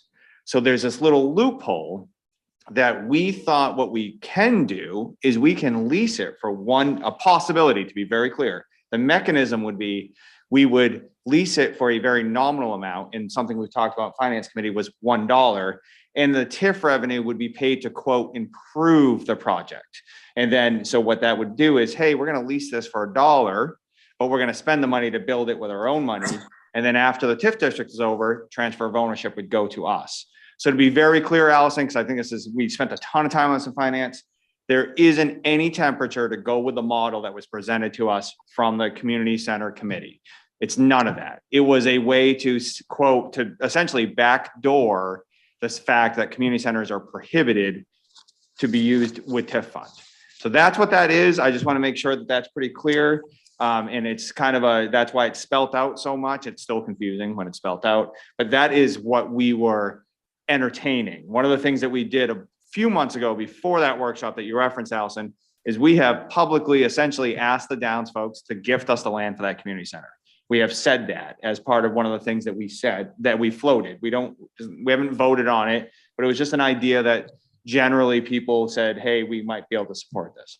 But to be clear, it is confusing the way we did it. And the only hesitation we had with doing this is precisely having the wrong information get out there. And so I just want to make that clear, as we batted this around a ton. Chairman Clucci or Amanda might be able to help me explain that more, but just that's our perspective from finance. So. I think you explained it really well. Actually, this has nothing to do with the EDGE proposal that we didn't have any appetite for. This was purely a mechanism to allow us to capture any expenditures associated with constructing a community center in the downtown district. And it opens up a possibility. Is really all that it does. Any other responses for Ms. Bristol? So the only other part that I heard, and definitely correct me if I'm wrong, was a concern that putting this in the application meant that we are required to pay for the community center with TIF funds, and that is also not true. Thank you. Yeah, go ahead, Amanda. I'm sorry. We have our attorney with us who could probably answer these questions better than us. No, you guys are doing a great job. You are. So it is correct. For TIF revenue, it goes into the separate TIF account, and those funds can only be spent on certain projects. They have to have a tie to economic development, business development, things like that.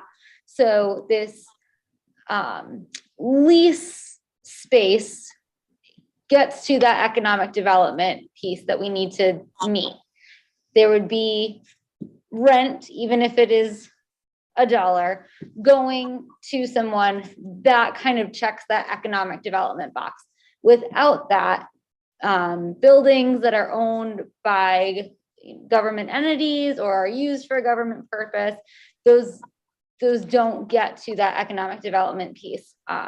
So by improving land that is privately owned, paying rent to the owner of that land, you're checking that box, and then still getting a government building per se. Thank you for that. And thank you, Ms. Bristol. Any other public comment on this item? And I omitted this, and I know we had a long workshop just prior to the meeting that the public's welcome to catch up on, but Amanda, would you mind just talking us through what is this mechanism with the amendment to the downtown district that we're contemplating? Sure. So this is the second amendment to the downtown TIF. And the way that an amendment works is the town has already drafted a full application discussing, the area of the TIF, how much of that value they're going to capture, the projects they're going to spend that money on. That was sent to the state for approval. That's a much longer application than what you're seeing here, although, like we joked in workshop, the council packet is long. So with the amendment, this amendment is increasing that capture from 3% to 100%, and it's adding those project costs that you saw in that table. So the application is not as long. The process is still the same. So we discuss, this is what we want to change. Everything else from that original document, we're keeping the same. That's why it is an attachment. That's why it's so long. You see that original TIF and then that first amendment in there as well. Then there is a public hearing that's statutorily required, and then the council will vote. If they approve it, then the package goes to the state, to the Department of Economic and Community Development. They review the application just for statutory compliance. So they're not making judgment calls on if they think the capture is too high, if they think these project costs are terrible, if the area doesn't make sense. They are just looking to see if it meets all of the statutory requirements. And if it does, the city will get a letter of approval, and then they can start spending money on those project costs. They can start capturing that value. Thank you for that. Paul, did you want to add any? No. Okay. Good job. So I appreciate it. there's a very informative workshop and a number of meetings that the finance committee has had before, in the past couple of months, that if anybody's interested in catching up. And as Councilor Johnson pointed out, there's a nice section on our website now where you can get informed about the different happenings on Tif districts as well. Stay connected, pull down projects. Stay connected, pull down projects. Wait, hold on 1 second. Here, you ready? We'll do, right. Oh, yeah, we did this right. We're gonna try to do it live. Go ahead, Ken, you take it away from here. On the webpage, find the stay connected, it's hidden. Yeah, stay connected. Microphone. The bottom, right there. Microphone, Ken. Sorry, yeah, he's getting it. Projects. Just click. Did you click the projects? Because that should bring you right into a web page. Oh, sorry. Stay connected. Projects. There you go. Tif District. Comp plan, growth ordinance, everything. This is a one-stop shopping for a lot of information, organized very well by Allison Courier. Oh, I thought you were going to click through it. So Ken, I learned something today. I did not know this was out there. Went up within the week. So Okay. look at this one. Excellent. Okay, I'm going to close this public hearing and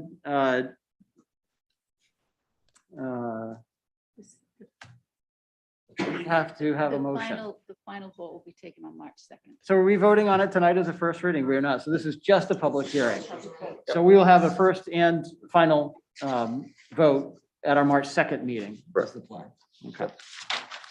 All right. Well, thank you, Amanda. Thank you. Thanks, Amanda. There's no old business at this time, no new business at this time. Item 9 is a non-action item.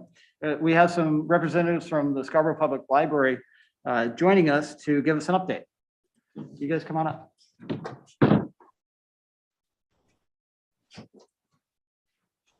Thank you for the opportunity. I'm Nancy Kroll, the library director, and I have with me Bill Donovan, who is the chair of the Library Board of Trustees, and John Lanham from DeMont Associates. And we're just bringing you up to date. We've realized it's very important to keep you apprised of the work that we've been doing, which has been significant over the last number of years, but months certainly. So thank you for the time this evening. Before I hand the presentation over to John, I just wanted to draw attention to Chairman Clucci's message in the town newsletter that says, our focus really centers around making Scarborough more complete. We have a beautiful municipal campus and library that is a source of pride. And we certainly appreciate that comment and agree with you wholeheartedly. So tonight, just for your information quickly, what we want to accomplish is just bring you up to date on what we've learned about our fundraising potential, to share with you DeMont's professional assessment of the community's potential, give you a little update on our project itself. We'll do that at the very end and tantalize you and want to come back with a significantly more detail for you. But first and foremost, I want to introduce John from DeMott Associates, and he's going to bring you up to date on our fundraising feasibility. Paul, do you have that presentation? I sent it to the live stream. Oh. Yeah, there's a presentation. No worries, no worries.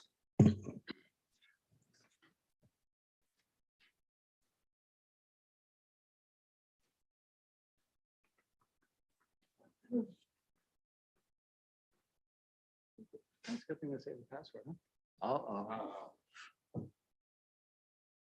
Peter Coleman. Peter Coleman still work here? Peter? Up there. Hey, Peter, did you get a text message?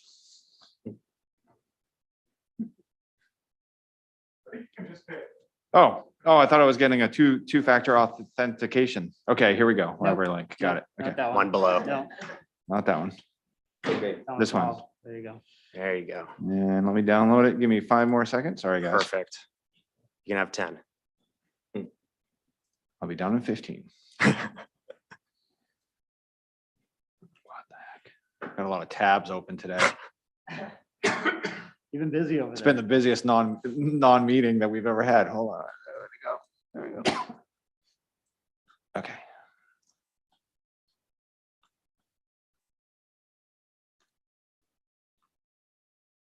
And should I just motion to you, Councilman Josh Johnson, when I want to go to the next slide? Yep. Awesome. Great. Thank you. Thank you, Nancy. Thank you, councilors, for having DeMont Associates, myself, John Lanham, here tonight to present to you based on our findings of our planning service report that was wrapped up in November of last year, often referred to as a feasibility study in the fundraising world. This, before I get started, in just a brief analysis, I do hope you all received our executive summary summarizing the approach and the process and the outcomes. This is a different setting for fundraising consultants normally. We usually like to work in the background and recruit and engage volunteers to lead fundraising projects out in the community. But we're very grateful for your time to be able to explain our processes and explain the work that we've done behind the scenes with our library leadership to move this project forward at the town level. So if we go to the next slide, Nancy did make mention to some of our proposed outcomes. And finally there, we did want to make sure that we are also in this brief 15 or so minutes addressing your own questions, your comments, and your concerns from whatever the feasibility study did bring up. If we go to the next slide, to give a snapshot of the methods that we utilize in a feasibility study, first and foremost, we've utilized volunteer leadership to make our projects a success. We recruited a committee of 9, 10, including Nancy, to oversee the planning and the support of this feasibility study, where we conducted confidential personal interviews with various members of different constituent groups, all residents of Scarborough. These are not solicitations. DeMont Associates are not solicitors. And we want to bring your attention specifically to the urgency of the work that we do. We would say that probably before the pandemic, the shelf life of a feasibility study was roughly 6 months. That is to accept the recommendations and to move forward with the planning of a comprehensive private campaign lasting roughly a year, year and a half, and then a public goal being announced to raise the remaining funds in a project. As a result of the pandemic and the changing landscape of philanthropy, especially as it relates to more not-for-profit organizations needing support and the economic wealth gaps we're seeing nationwide, the shelf life of these studies has really gone down to about 3 months. Individual donors are changing their priorities more frequently. As we all have heard, conservation is becoming a much larger concern with our communities and nationwide. So we really want to make sure that we move with urgency and we move with haste to make sure that this project is a reality. Moving on to a careful review and research of library donors and prospects within the community. We review hundreds of donors from not only the library's database, but also the surrounding communities and our knowledge of fundraising campaigns that we've conducted throughout Northern New England. We also have keen insight into Maine and philanthropy within the region here. I do want to make note of the fact that we just finished up a campaign for Cape Elizabeth Land Trust, a campaign that had not been pursued in the magnitude of a test amount of $3 to $5 million. Given the untapped potential of that market, and the similarity we see in Scarborough, we were able to raise over $10 million for that organization, the largest campaign in that town's history. And we are also aware of the spillover effect from a project like that into the neighboring community of Scarborough. Bob has been in close working relationship with Nancy for a long time in terms of our previous service with this effort, but we really wanted to make sure that in terms of philanthropy in the region, working with St. Albans Episcopal Church twice, and having conducted other feasibility studies with local organizations such as aquariums, performing arts centers, swimming pools, and libraries, not only do we not always recommend a campaign, we do like to make sure not-for-profit organizations are focused on capacity building. But in this sweet spot of having achieved incredible philanthropic success, we believe that there's spillover for not only philanthropy, but also great civic engagement in the town of Scarborough, especially as it relates to the library. We also benchmark the results of our studies with other successful DMON clients. We've conducted 200 campaigns in Maine since 1979. We've raised over $1.2 billion for not-for-profit organizations. We have a 96% success rate if our clients follow our recommendations as laid out in these studies. If we go to the next slide, we'll notice that we test a certain amount of needs. In this project, we interviewed 50 individuals. Those range from board members, former board members, local business leaders, corporations, foundation prospects, et cetera. And that is, in our mindset, a valid sample size to measure the internal analysis of the library's potential for a fundraising campaign. We also shared with them a project range of 16 million to 18 million for the full project cost. We do want to make notice that we have also shared our confidence in the estimation of that cost for the project by building in contingencies, budgeting for add-ons, building costs, inflation, all while conducting our feasibility study during the pandemic, raising more for those contingencies and holding on to additional reserves if need be. We ultimately tested $2 to $3 million plus as our private philanthropy goal to be paired with public funding. DMON at the end of the assessment did project that 15 to 25% of the project cost could be our goal and supported with private funds. If we go to the next slide, we'll just jump to sharing some key indicators for success. In any fundraising campaign, leadership is the #1 criteria for success. If we don't have adequate leaders, we're kind of treading water. The library leadership has adopted an it takes a village approach. The highest philanthropic priority for this project was ranked by board members and major gift prospects. To clarify, in our language, major gift prospects for a campaign at the library would equate to prospects capable, if properly motivated, of giving $10,000 or more in this year alone. This also conveys the fiduciary responsibility that the board, the former board, and other constituent groups of the library have for making this project a success. 80% of the respondents of the survey indicated giving a personal gift at some level if they were properly motivated. And there was a resounding sentiment that private donors for this project, or prospects, I should say, are keen on offsetting the tax burden for residents if a referendum is pursued.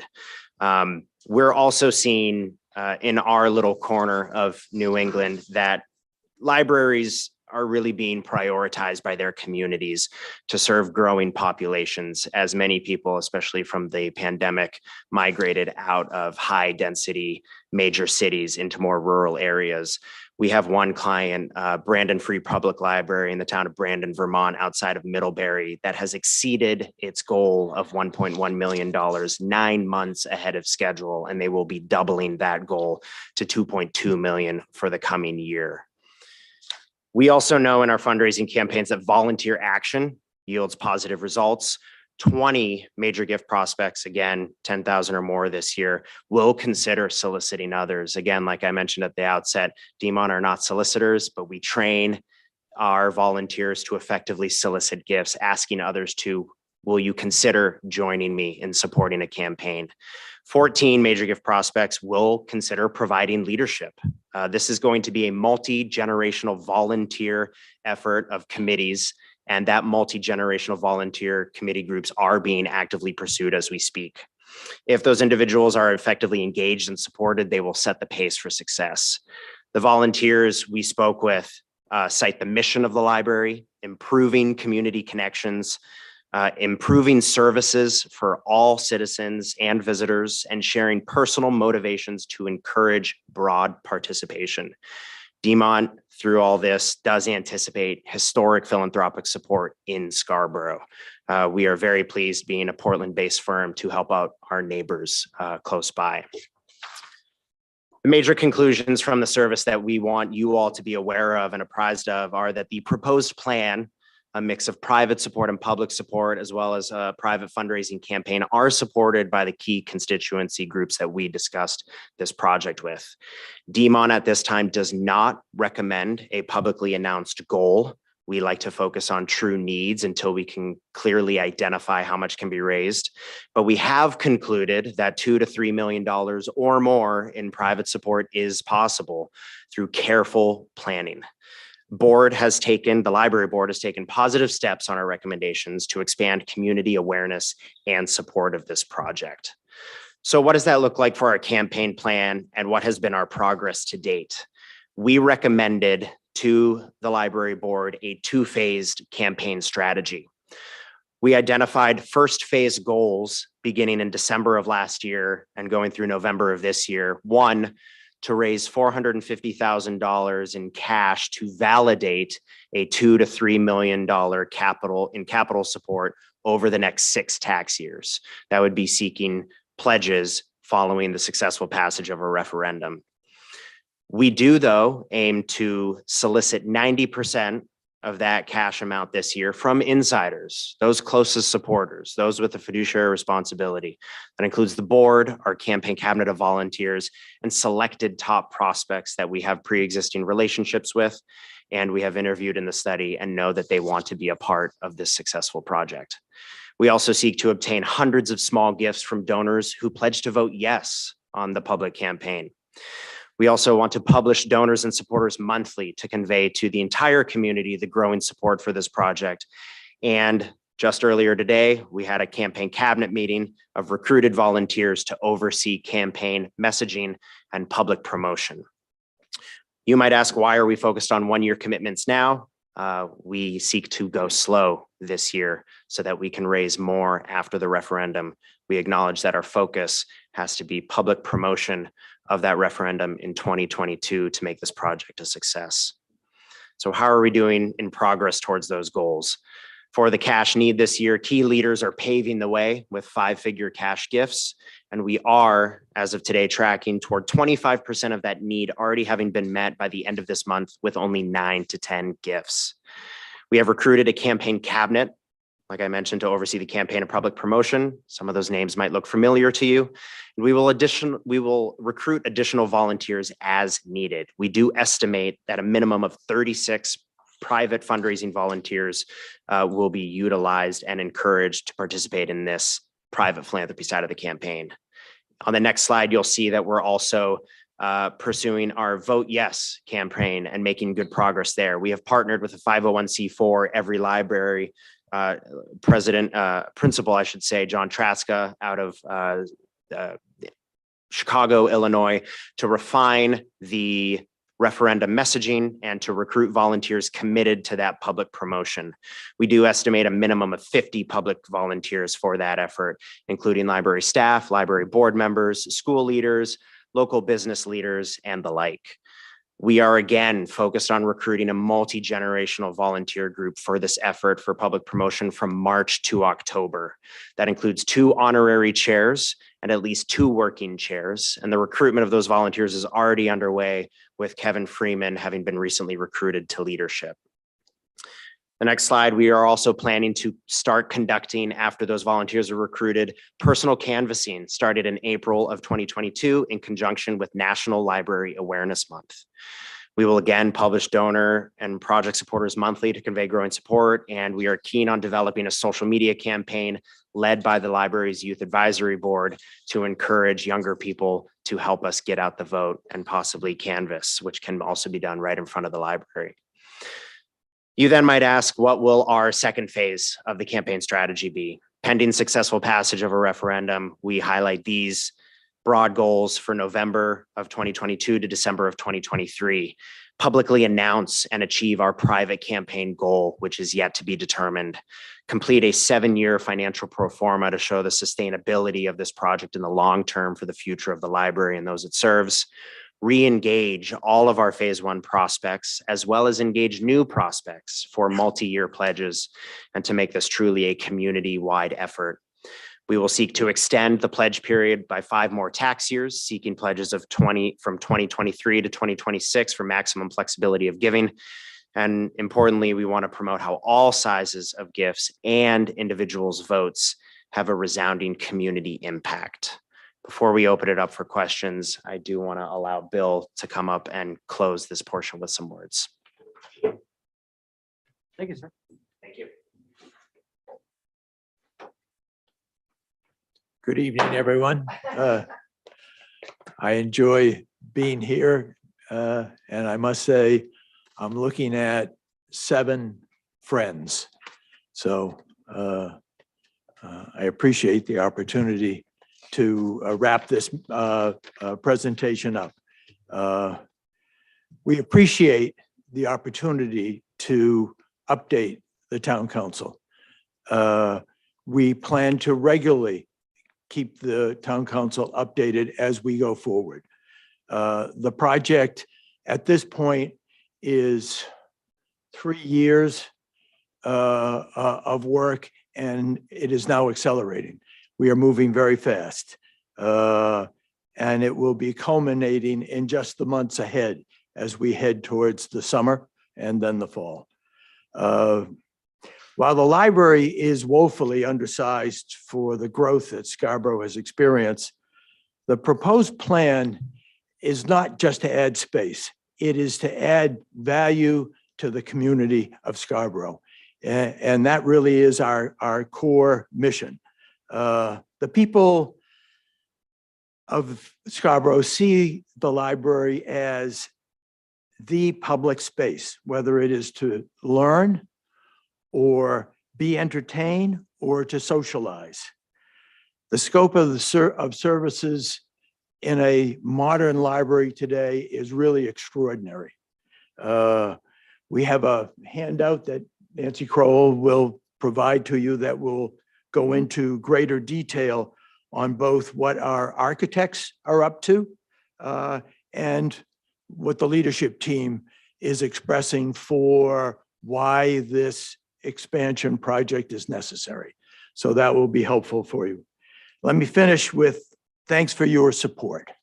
We would not be where we are now, which is well down the road, without the town council support. And we thank you very much for the years that you have supported us. With Scarborough's growth, we really see a need for 3 major capital projects. I fully understand and support the need for upgrading the elementary school age buildings, pre-K through 2. Absolutely support it. The rec center proposal, which has been front and center before you in recent weeks, I absolutely support the need in Scarborough for a rec center. And if you ever asked Nancy, she would tell you Todd Souza does a fabulous job. And Todd's a friend. And so I have nothing but the highest regard for the work that he does.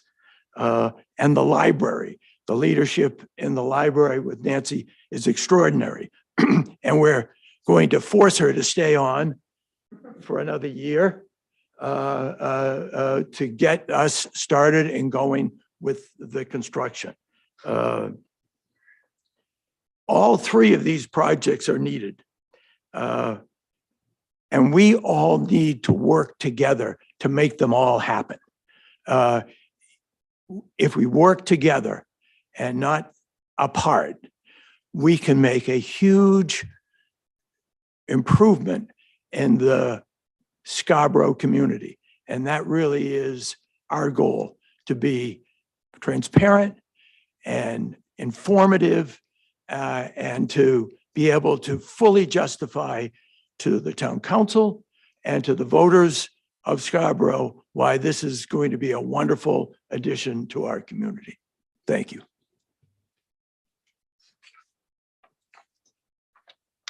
Thank you, Bill.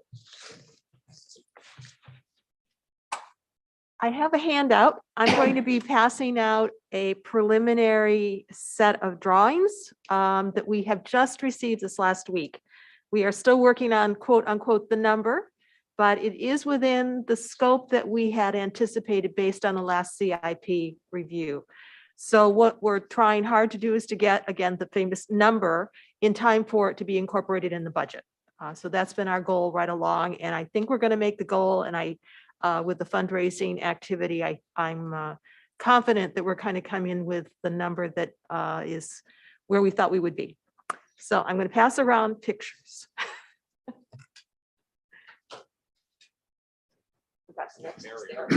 So what Nancy is passing out is a package from the architects, Simon's Architects, who we hold in high regard, and a letter from the leadership of the library that explains a little bit more about where we're going with this project, which we have now provided to the Scarborough leader.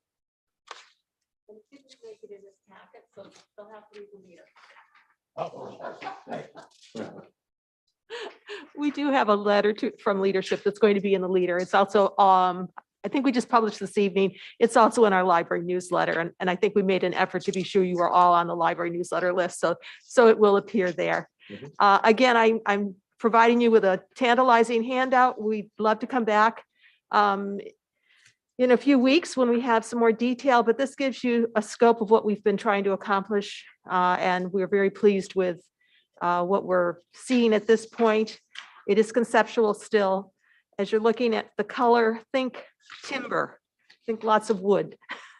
So we won't answer questions specifically about the drawing unless you have a quick question, but we are here to answer any questions you may have at this stage. And I think what we'd like to be able to do is make sure that the council realizes you can ask us questions by email anytime you want, or call us, because we're anxious to keep you informed. Thank you. And we will be sure those of you who are on virtual attendance tonight will get this handout as well. We'll send the two counselors copies. Are there any questions?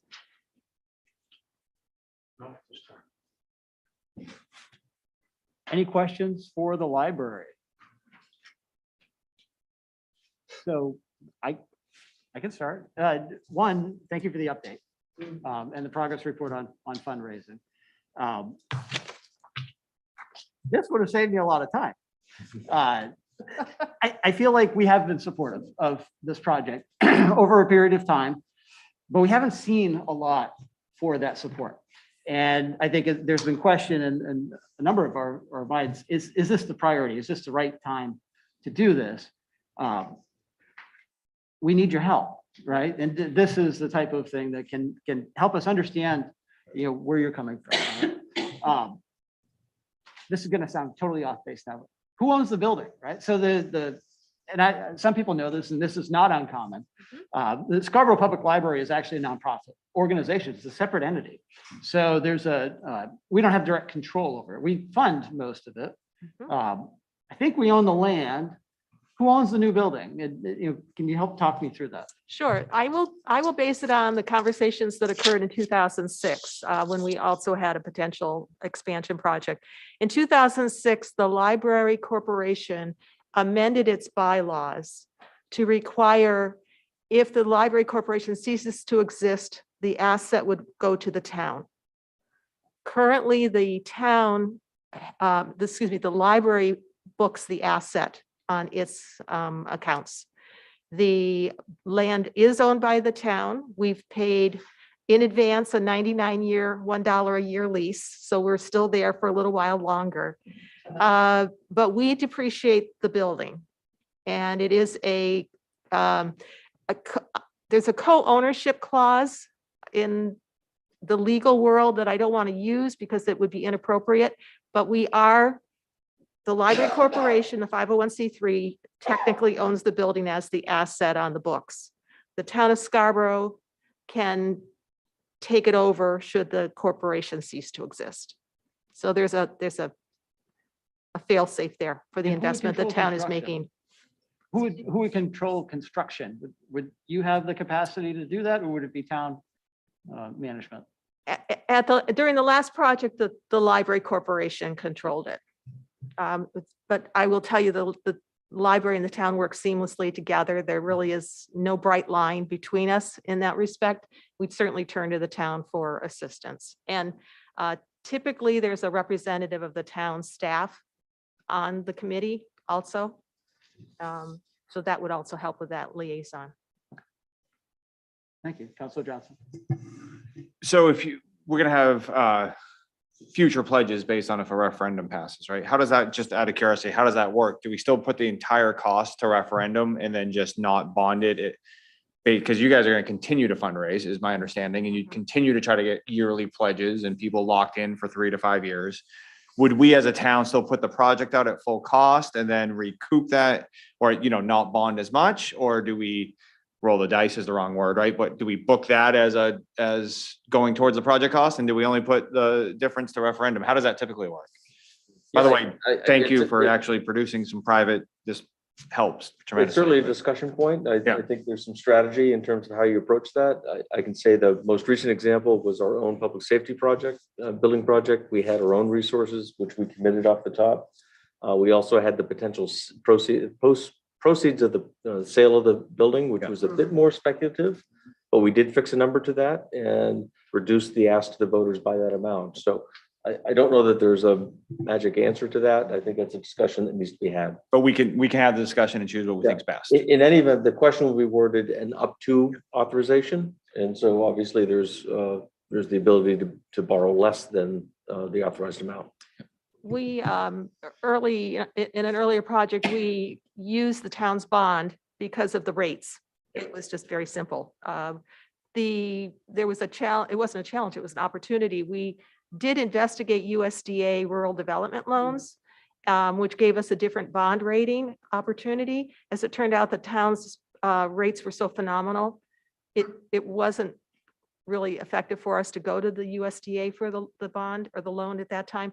As it turns out, Scarborough's too large now, so we are no longer eligible for USDA. But we did look at a couple of different opportunities for control of the debt, and Scarborough just won out because it has such a good debt reputation. I think it was our intention to come and confer with the town council and the town manager on the best solution for the town of Scarborough community. And we're not quite sure what that is, whether it's to reduce the bond amount by what we predict we'll get or not. So that's. So to be determined, but we have the flexibility of both. We're open to having a complete discussion to lead up to an August decision as to what it looks like in November. Councilor Caterina. Yeah, I want to thank you all for this. This is good. So I've got more visual to go by. And I happen to have been one of the people they interviewed, just so you know. I'm breaking my confidentiality, but that's right. And I found it a very interesting interview. And I don't know, I was very interested in even knowing that there are people out there who do help with fundraising and whatnot like that. But I mean, I'll be honest with you that I'm all on board with letting it go to the referendum this fall. That's where I am, but I've been that way for a while because this town has invested money over the years. I forget how much I'm looking at. 390,000. Thank you. I knew someone would know Over the 3 number, years. For different studies and whatever. And I do know there is interest in town for making sure that we stay up to date with our library. So with that being said, I hope the counselors will take advantage of, chatting with Bill, chatting with Nancy about, any further questions and whatever. and go from there. Thank you, Counselor. Counselor Seiler. I had the pleasure of spending an hour with Nancy last week and a half ago, toward the entire facility. She answered a lot of these questions for me. And I got to see a little sneak peek of some of these things, before tonight. And so my message to the council is, if it's been a while since you've been to the library, or you have questions about the facilities needs of the library, it's nice to look at it on paper and see the renderings. But nobody does it justice like Nancy. So if it's been a while since you've been in the library or you have questions, I'm sure that Nancy would be happy to host as many of us who want to take a tour through. So take advantage of that. Counselor Johnson. So I'm sure, maybe you haven't, but I've vocally voiced my frustration on my own leadership, town's leadership of these big three CIP projects that seem to be at a standstill. So I'm going to give you an aggressive question, and I apologize, but what specifically has the library done to reach out to the school and the community center? What efforts have you guys put forth to help us solve that problem? And if you haven't, what can we do? Because it's going to go a long way, I think, in building some faith and trust with all of us. I get that we support each other, but I have yet to see evidence that we're working together. And so help me. What have you guys done specifically, or what are we willing to do? I think one of the things that I want to be sure we articulate is that it's not a competition. And that one of the things we can do by working together is to create a collaborative spirit in this town, which we all value so much. So really early on in the process, I want to sort of put that on the table. We're going to be putting a lot of information out, and we want to be sure that we do it in a respectful way. And it doesn't come out sounding like us versus them, that we're all in this together. We all offer important, vital services. Some of them overlap, let's be honest. But they serve people where they have a need at that point. People will be more comfortable in a library than a recreation center. Others will be absolutely keen on a recreation center. Some will be keen on both. So we just want to understand that this community is not one of, we all have some really different needs and interests. To the point of cooperation, yeah. To the point of cooperation, I have met with Todd Sousa. We've had a conversation about what our facilities serve, how we create our programs, that we realize that we're going to be messaging at a very similar time, and we want to be sure that we are understanding what our messages are so that we're not in conflict or competition. We have had communications with the school department. I will say I have been not very good about communicating since COVID. I think we've all just had a kind of different focus, but we have been discussing this at the library this last week, that we really need to be sure we bring the school back into the conversation. We have collaborative programming with the schools. So in that respect, on a more granular basis, we work with the schools and the teachers and the libraries at the school to collaborate in our services. In terms of the project, though, that's not been something we've done a very good job with the schools. Does that help? Yeah, no, I know it's a very next to impossible puzzle. So yes, it does help. It's certainly not anybody's, everybody's just trying to do what's right. So I appreciate you addressing it. It's not easy. We all know. So thank you. And I will point out that we have, we've been patient. I mean, we realize that there have been a lot of priorities in this town, and we've tried not to push forward until we felt there was an appropriate time. So that's been the model that we've been using over the last number of years, is that it seemed to be our, the studies of facilities in town had benchmarks and timeframes, and we've been watching carefully to be sure that we are holding back until the time seems appropriate. So I think last time you guys showed up, you were kind enough to forward, it was a feasibility analysis, for lack of a better term. And I think one of the biggest negatives for being located in the new Down Center is it was, quote, buried in the Downs, right? I think that was one of the The analysis. Yeah, right. So one of the analysis is, hey, why don't we pick up why isn't the library getting picked up and dropped in the middle of the Downs? And I think the overwhelming reason was it will be buried in the down, so to speak.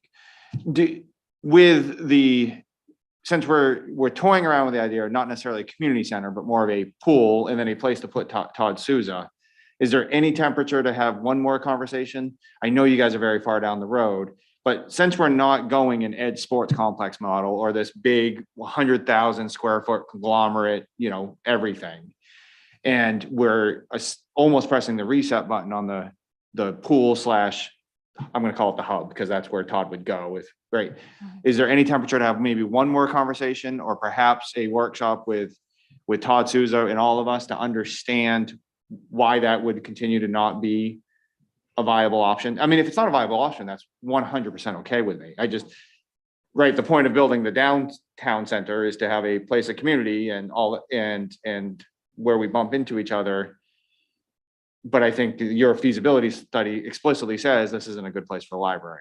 So how's it a good place for a community center, but not a good place for a I library? don't think we said it would be buried. I think we said in a practical manner, staying where we are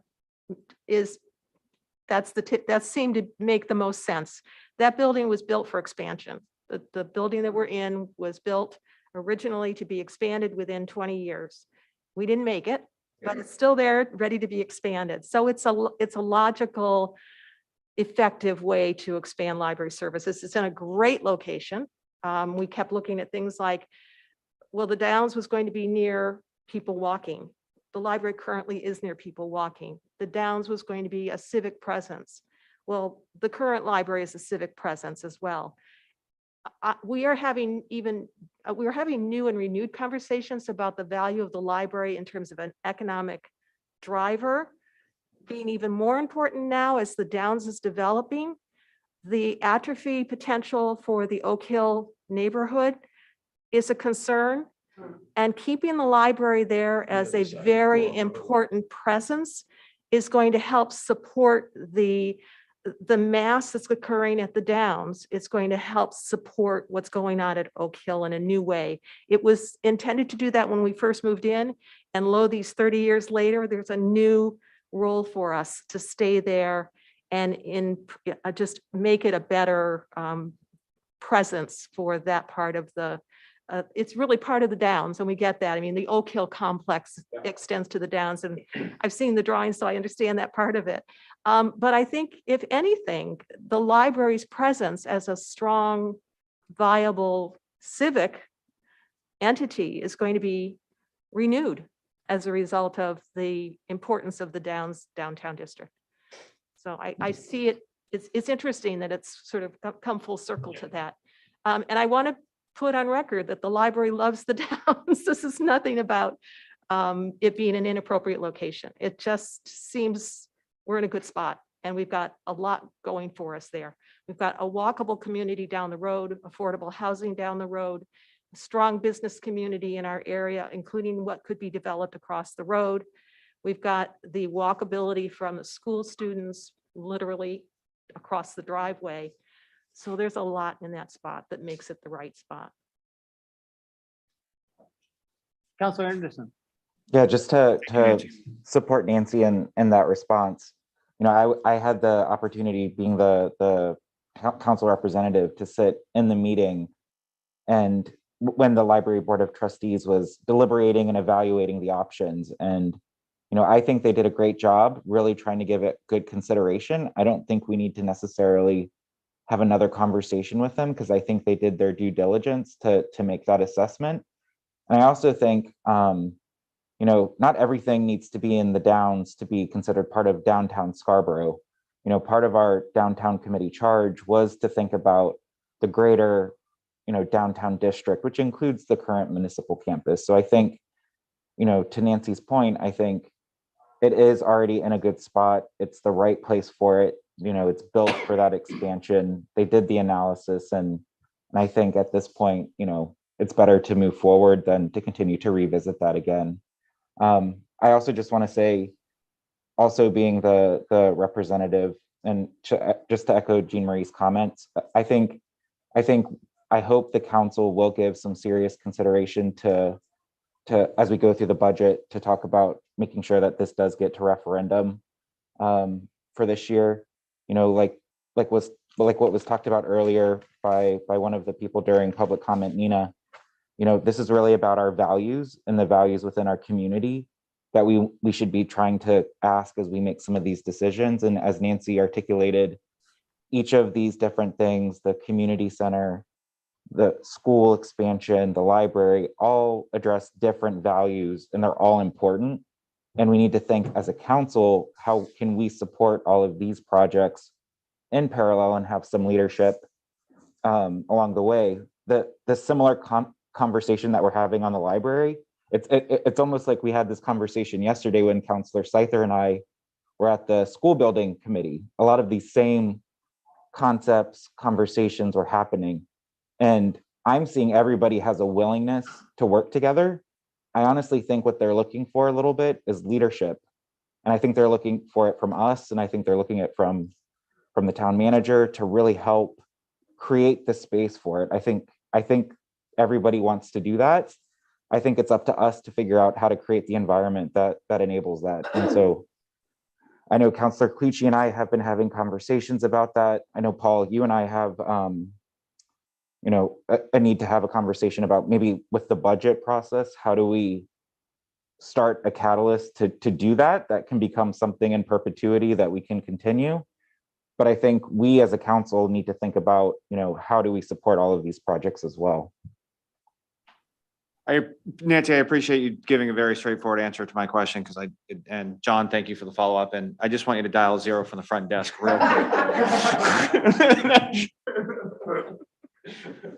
Thank you, John. Okay, so I let the council know. So I feel like, and you understand this, right? To get on the ballot, you need 4 votes.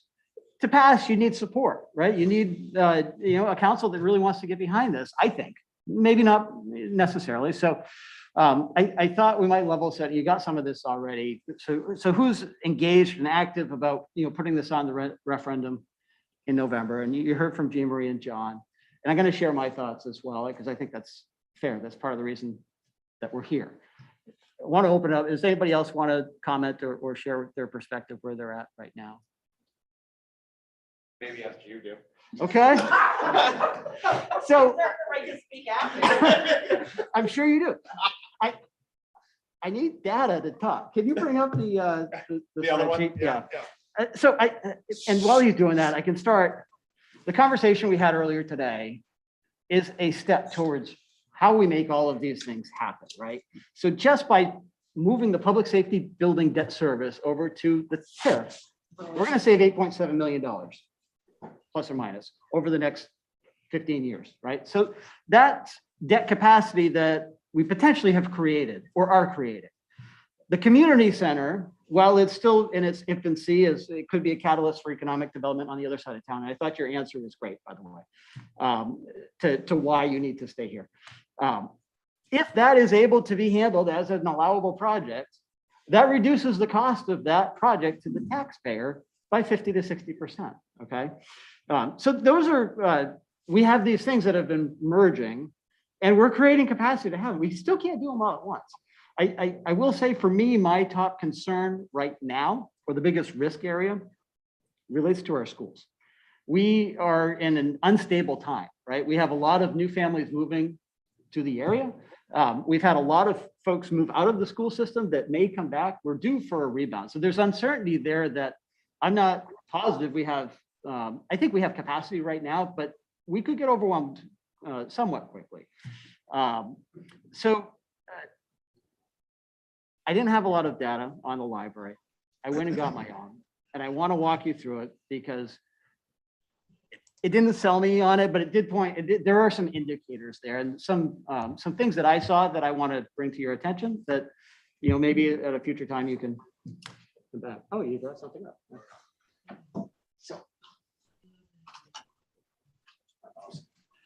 So Nancy, I'm sure you're familiar with this. You not this per se, but you send data every year to the state.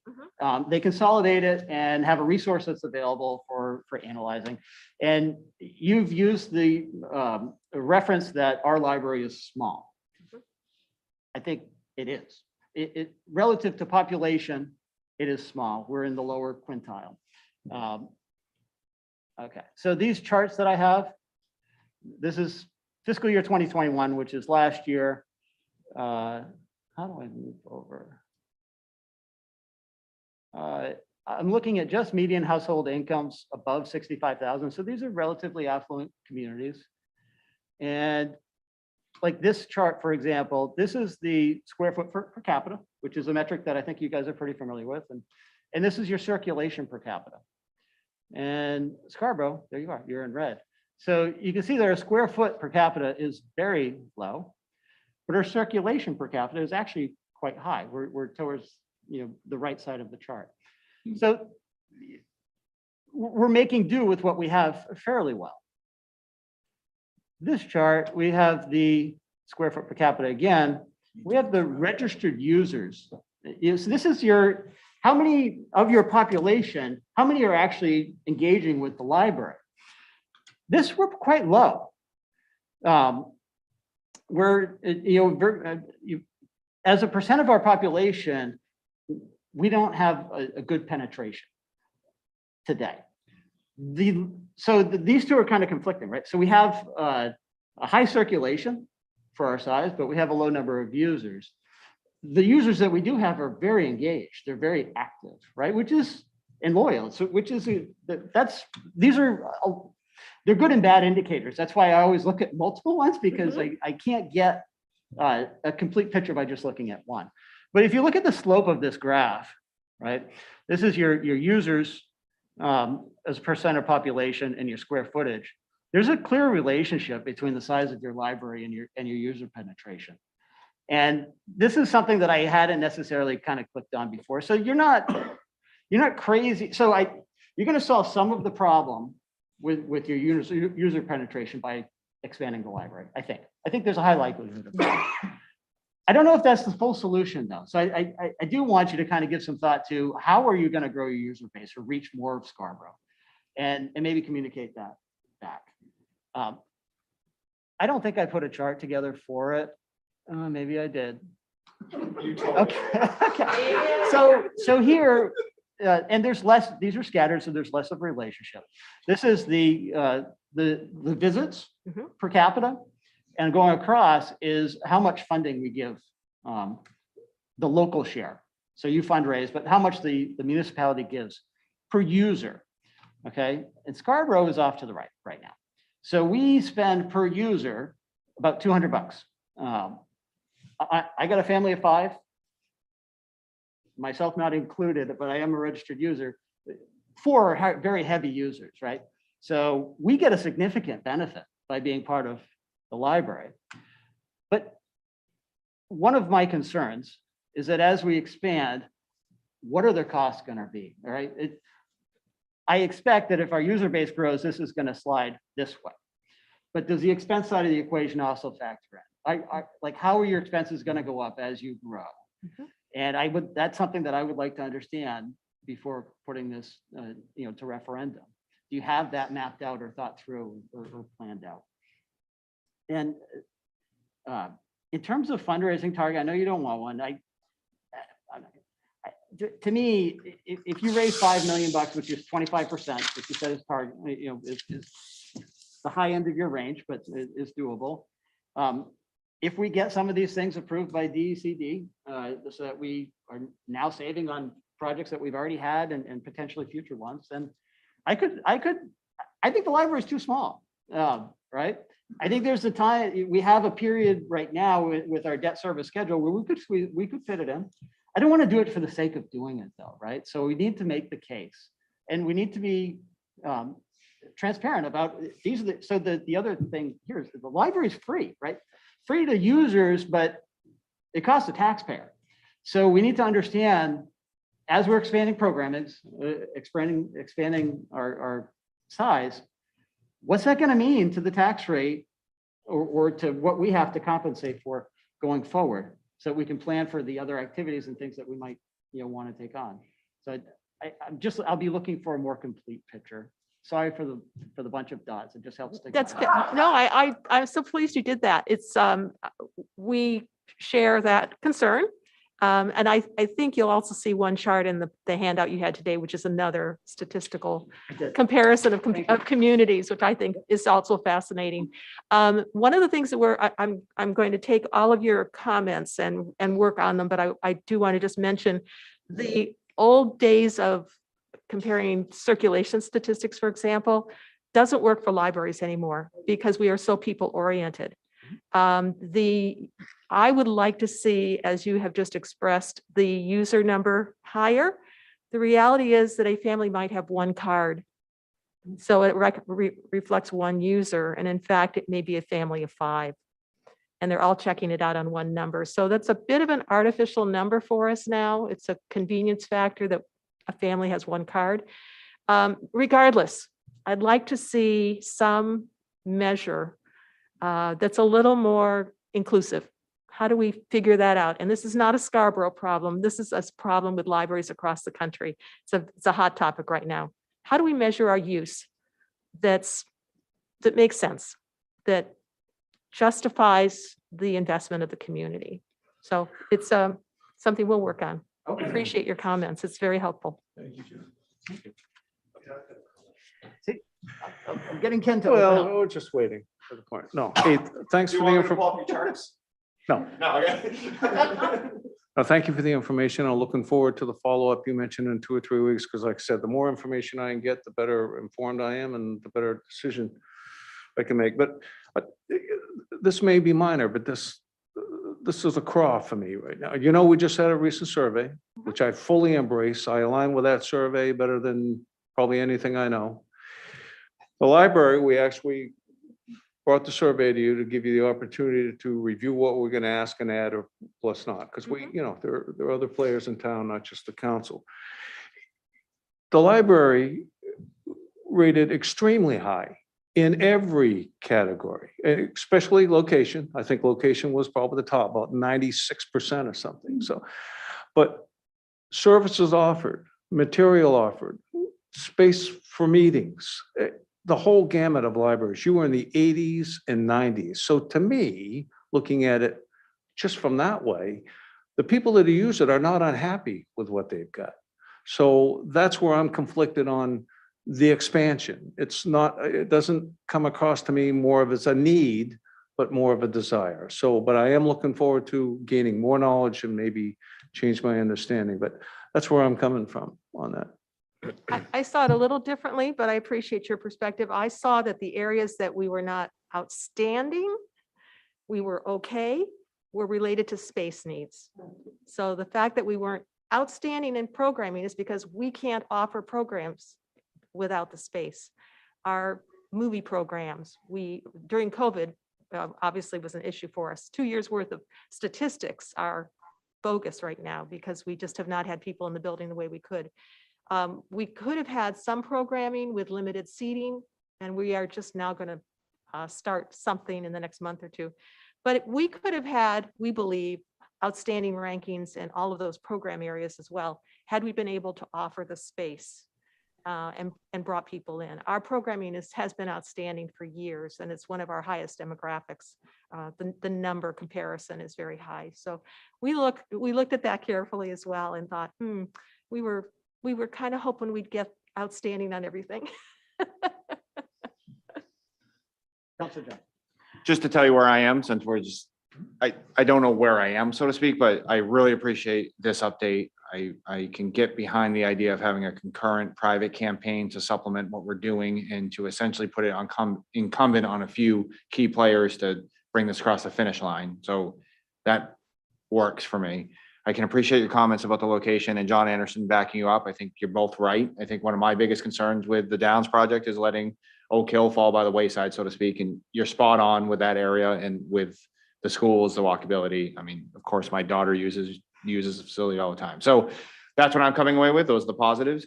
I'm still a little nervous because budget time is literally, we're going to blink and we're there, right? So I'm a little nervous this conversation is going to happen maybe too fast for all of us to handle. I'm just giving you my perspective on that, even though you've been, nice, consistent beating the drum for 2 years. Budget's going to be due in about 3 months, right? So those are my 3 impressions walking away. I have a much better understanding of what you guys are willing to do as a parallel track. I'm sold on the location. I wasn't even, I wasn't trying to suggest, I think it should be in the Downs. It was more of, hey, have we explored it a little bit more? And I'm still nervous about the timeline, not in the larger sense, you guys have taken your time, but just us trying to sort through this with everything else going on. Thanks, Bob. Counselor Hamel. Yeah, quick comment, a good discussion. Thanks Nancy and Bill for all the great work you've done in leadership, and you've certainly been patient and persistent. So we appreciate that. And I've always taken the approach of, I'm a big fan of the library. I think it's very valuable to the community. I think the needs have changed, and definitely COVID dealt a harsh blow. And I think you've been resilient and have responded well. So I think it needs a shot. The problem I'm having is several fold. One is, all along I felt that though you've updated your, what you expect to get from fundraising, I still think the potential is great. And I think one of the anecdotes that was shared indicates that there are deep pockets in this town. I mean, we could find one person or two people to help close the gap on this thing. So I'd really like to see those efforts redoubled. I like the idea that we're talking and trying to find a way. I think that's promising.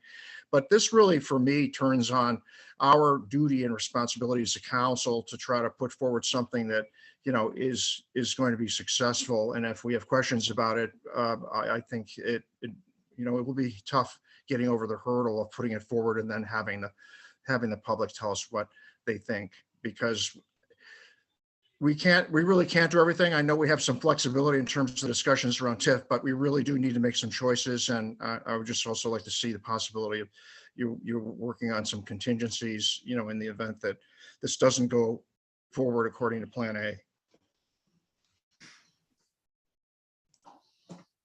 Thank you, sir. Okay. Thank you for all your time. Thank you guys so much for Appreciate coming. it, and we will keep our promise to keep you informed. We will meet again. Thank you, guys. Okay. Next is standing and special committee and liaison reports. Does anybody have any to report? Counselor Katarina. Briefly, very briefly. Legislative Policy Committee, just to keep you guys updated on what's going on the municipal end. The governor's supplemental budget just came out yesterday or maybe today. I forget when. It was like bingo, right? There's going to be more aid for it's going to fully restore the revenue sharing. So the homestead exemption numbers are going to change. It'll be better for us for what we'll get back from the state. And definitely a push to keep 55% in school funding, and also to increase some property credit for people who need help with taxes. So those are three things on the municipal side that I know right off the top of my head that I'll keep you informed on what's going on with that. But that was out of the governor's supplemental budget. So. Oh.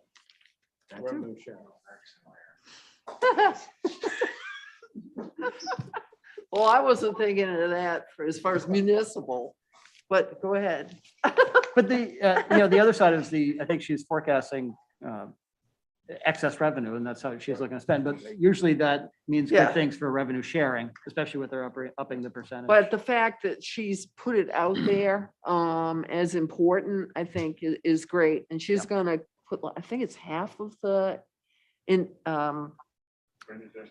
thank you, into the rainy day fund. So that's really helpful. That's it. Thank you. Counselor Seiler, did you have your hand up earlier? Okay. I need to January. Thank you. Counselor Anderson. Yeah, so just two updates. First one is Communications Committee, and I sent some of this in email so you guys have it, but we worked in our last meeting around a framework to support communications going forward to the council that are tied to our council goals as well as to the survey. So I would give that a look and see what kind of feedback you guys have. Because again, I think the objective is to really kind of take a lot of the things that we even talked about tonight and figure out how do we communicate those better, more easily to the public. One way we're going to likely do that going forward is through what I'm calling Counselor Corner Live. It's actually Counselor Paul Johnson's idea to maybe film something, maybe just through Zoom or maybe in council chambers between two counselors, just having conversations around some of these topics, and then inviting the public to participate, provide questions, just a more informal way to engage with the council. So we're going to try and hopefully pilot something in March just to get that started. We talked about the cable television committee. We had Peter come in and kind of talk to us a little bit about how we can revamp our cable television channel as well. I think there's going to be some further conversation and rules and policy and ordinance on this, just to talk a little bit more about our cable television ordinance, as well as how we maybe need to think about revitalizing this committee. And then again, also coming to rules and policy is some recommendations around improvement to our charge. That's pretty minor edits that we just want to add in more public engagement into the conversation. So those are just some things for awareness. The other thing that I alluded to earlier in my comments to Nancy was April and I met with the school building committee yesterday. It was a 3-hour meeting. They worked really hard to get started. Really the key next steps for awareness, they're really focused on communication, site selection, and clarity around roles and responsibilities. So similar to some of the conversation we had tonight with the library, I think they recognize the need to really start communicating more clearly why and why now, and hopefully where at some point. So that will start, and I think there's interest in figuring out how they bring that information to the council as a key stakeholder to make sure we're aligned and informed. So there may be some things coming there. Site selection, again, I think the theme from yesterday was to try and keep it within a 1.5 mile radius of the existing school campus. So as they kind of look at the sites in that vicinity, that's going to be how they're going to start to narrow down the potential sites for the location. So that was a pretty clear focus for the committee going forward. And so site selection will be going well underway. A lot of the conversation yesterday too centered around roles and responsibilities. And I think the question that was being asked was really, what's the role of the town and the town council relative to the school and the committee? Going back to what I said earlier about leadership, I think they're looking to the town council and the town to have leadership. Frankly, I'm not sure I understand the relationship and the roles and responsibilities yet. So I think that's work to be done, but I think that's something that, April and I will bring back to you guys to make sure that we're aligned on what our body's role and responsibility is, what we're willing to commit to as it relates to the school building project that's underway. So that's all I had. I don't know, Councilor Scyther, if there's anything you wanted to add around the school building committee. The only thing I would add is that there was some energy and some excitement around the idea that John and I would organize a little field trip of our own. So Paul had earlier this year organized a trip to tour the Downs. And so John and I are going to work with the school building committee to get a town council field trip to the schools. And so be on the lookout for your invitation. I like it. I do too. That'll be fun. Can we visit the school sites too, the proposed sites? Okay.